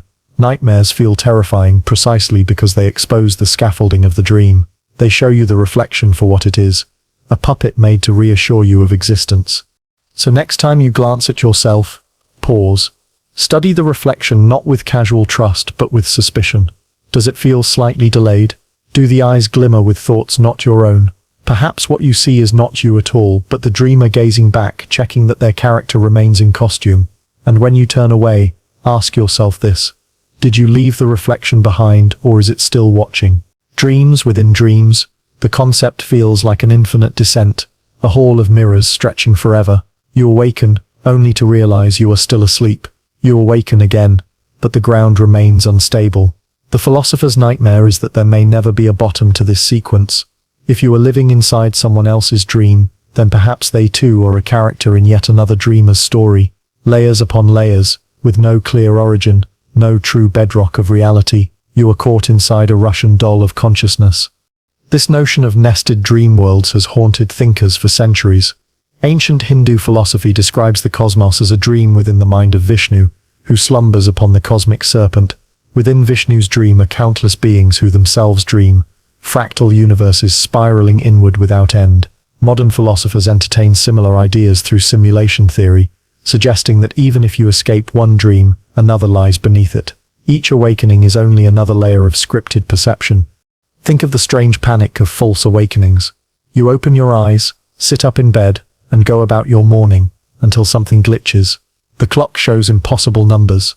The room melts slightly. Only then do you realize you are still dreaming. Sometimes this happens repeatedly, dragging you through multiple layers before you truly wake.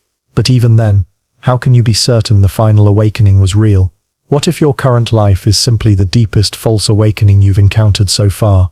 Nested dreams raise questions about identity. If you are only a character in one dreamer's mind, and they are likewise a character in another, then who, if anyone, truly owns the self? You may believe you are autonomous, but in reality, you are a copy of a copy, endlessly refracted. Each layer edits you slightly, shaping you to fit its context. By the time you reach your current state, you are so many layers removed from the original spark of awareness that your authentic identity may not even exist. Psychologists note that people often dream of waking up. This act of simulated awakening suggests the mind rehearses the process of returning to reality, but under the dream hypothesis, this rehearsal never ends. You simply move into another dream that feels real enough to sustain you. What we call waking life could itself be one more rehearsal, a convincing simulation to keep you lulled inside. Perhaps the true awakening, if it exists, lies infinitely beyond reach. Even in literature, nested dreams fascinate and disturb. In Inception, characters layer dream upon dream to manipulate minds, but the final question remains unresolved. Did the protagonist ever wake? Jorge Luis Borges wrote of dreams where dreamers discover they themselves are being dreamed. These stories resonate because they mirror our secret suspicion that the ground we stand on is only a floor painted by someone else's imagination. Consider how déjà vu fits here. The sensation of having lived a moment before might be your memory slipping through dream layers. You recall an event not because you lived it, but because another layer already scripted it. In this model, Deja vu is not memory but leakage, evidence that you are sliding between nested realities. Similarly, the dream within a dream may explain the peculiar logic of recurring dreams. You wake and forget, but another layer replays the script until it seeps into memory. Nested dreams also unsettle our concept of time. If each layer runs at its own pace, then time may accelerate or slow down infinitely. A minute in one layer could equal years in another. What you perceive as an entire lifetime might be only a passing flicker in the dreamer's slumber, and that dreamer's lifetime might itself be a flicker in yet another. Time is elastic, not absolute, bending to the architecture of each dream. There is a practical horror in this. If there is no base reality, then there is no final truth to grasp. Science, philosophy, even religion, all may be confined to one dream layer. You search for answers, but each conclusion you reach could dissolve upon waking into the next reality. The dream hypothesis offers no escape hatch, only an infinite recursion of uncertainty. It is like trying to find the last page of a book that never ends, each chapter only leading to another preface. Yet there is also a strange comfort. If reality is infinite dreams stacked upon each other, then you are not trapped but carried.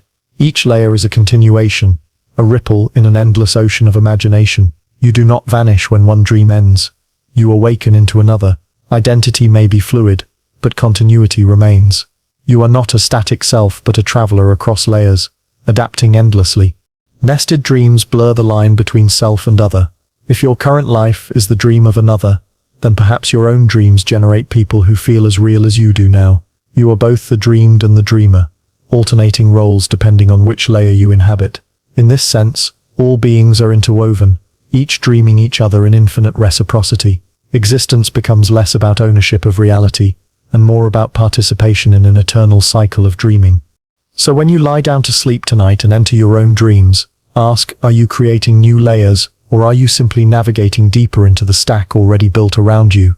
Perhaps every dream you have is not yours at all, but an extension of the dreamer's architecture, another hall branching off the infinite labyrinth. And if you should wake tomorrow, how can you know for certain that this awakening is the final one? Nested dream worlds leave us with the most haunting question of all. If you are always awakening into another dream, then what does it mean to ever truly be awake? You have followed the threads through 30 chambers of speculation, each door opening into another hallway, each hallway turning into another mirror. Descartes whispered that you might still be dreaming. Zhuangzi's butterfly danced before your eyes. Solipsists, neuroscientists and storytellers all warned that reality could be nothing more than a construction stitched together by a sleeping mind beyond your reach. And now, standing here at the end, you are not outside the dream at all, you are deeper inside it. Perhaps you hoped to find a final answer, a solid ground beneath the mirrors, a bedrock where the dream would stop receding. But each time we reached for truth, the floor dissolved, quantum observers collapsed into probabilities. Strangers in dreams felt more familiar than your waking companions. Time itself warped and folded, faster in one layer, slower in another. You realize now that truth is not missing, it is infinite. Every certainty is only another story told by the dreamer. Every question only deepens the maze. Every theory we explored carried the same silent echo.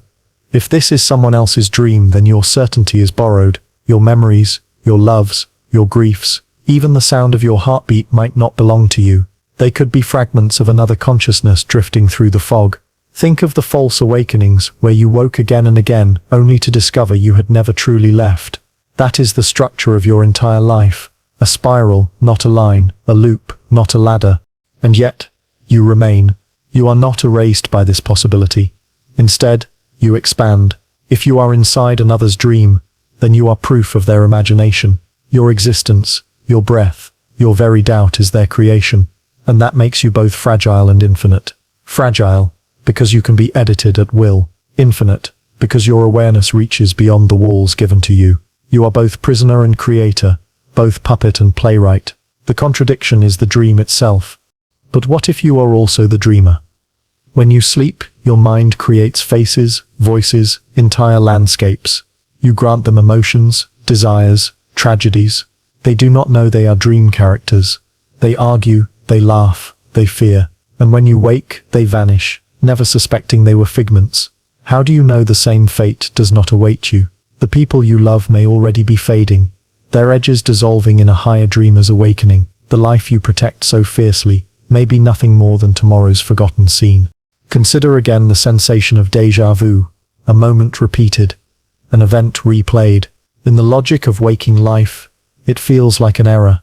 In the logic of nested dreams, it is evidence. You have been here before, not because time loops, but because layers overlap. You are standing in echoes of the dreamer's imagination, experiencing fragments they already rehearsed. Each déjà vu is a ripple leaking between floors of reality. Each memory you carry may not be yours, but a shard of another's story. Philosophy has always toyed with this idea.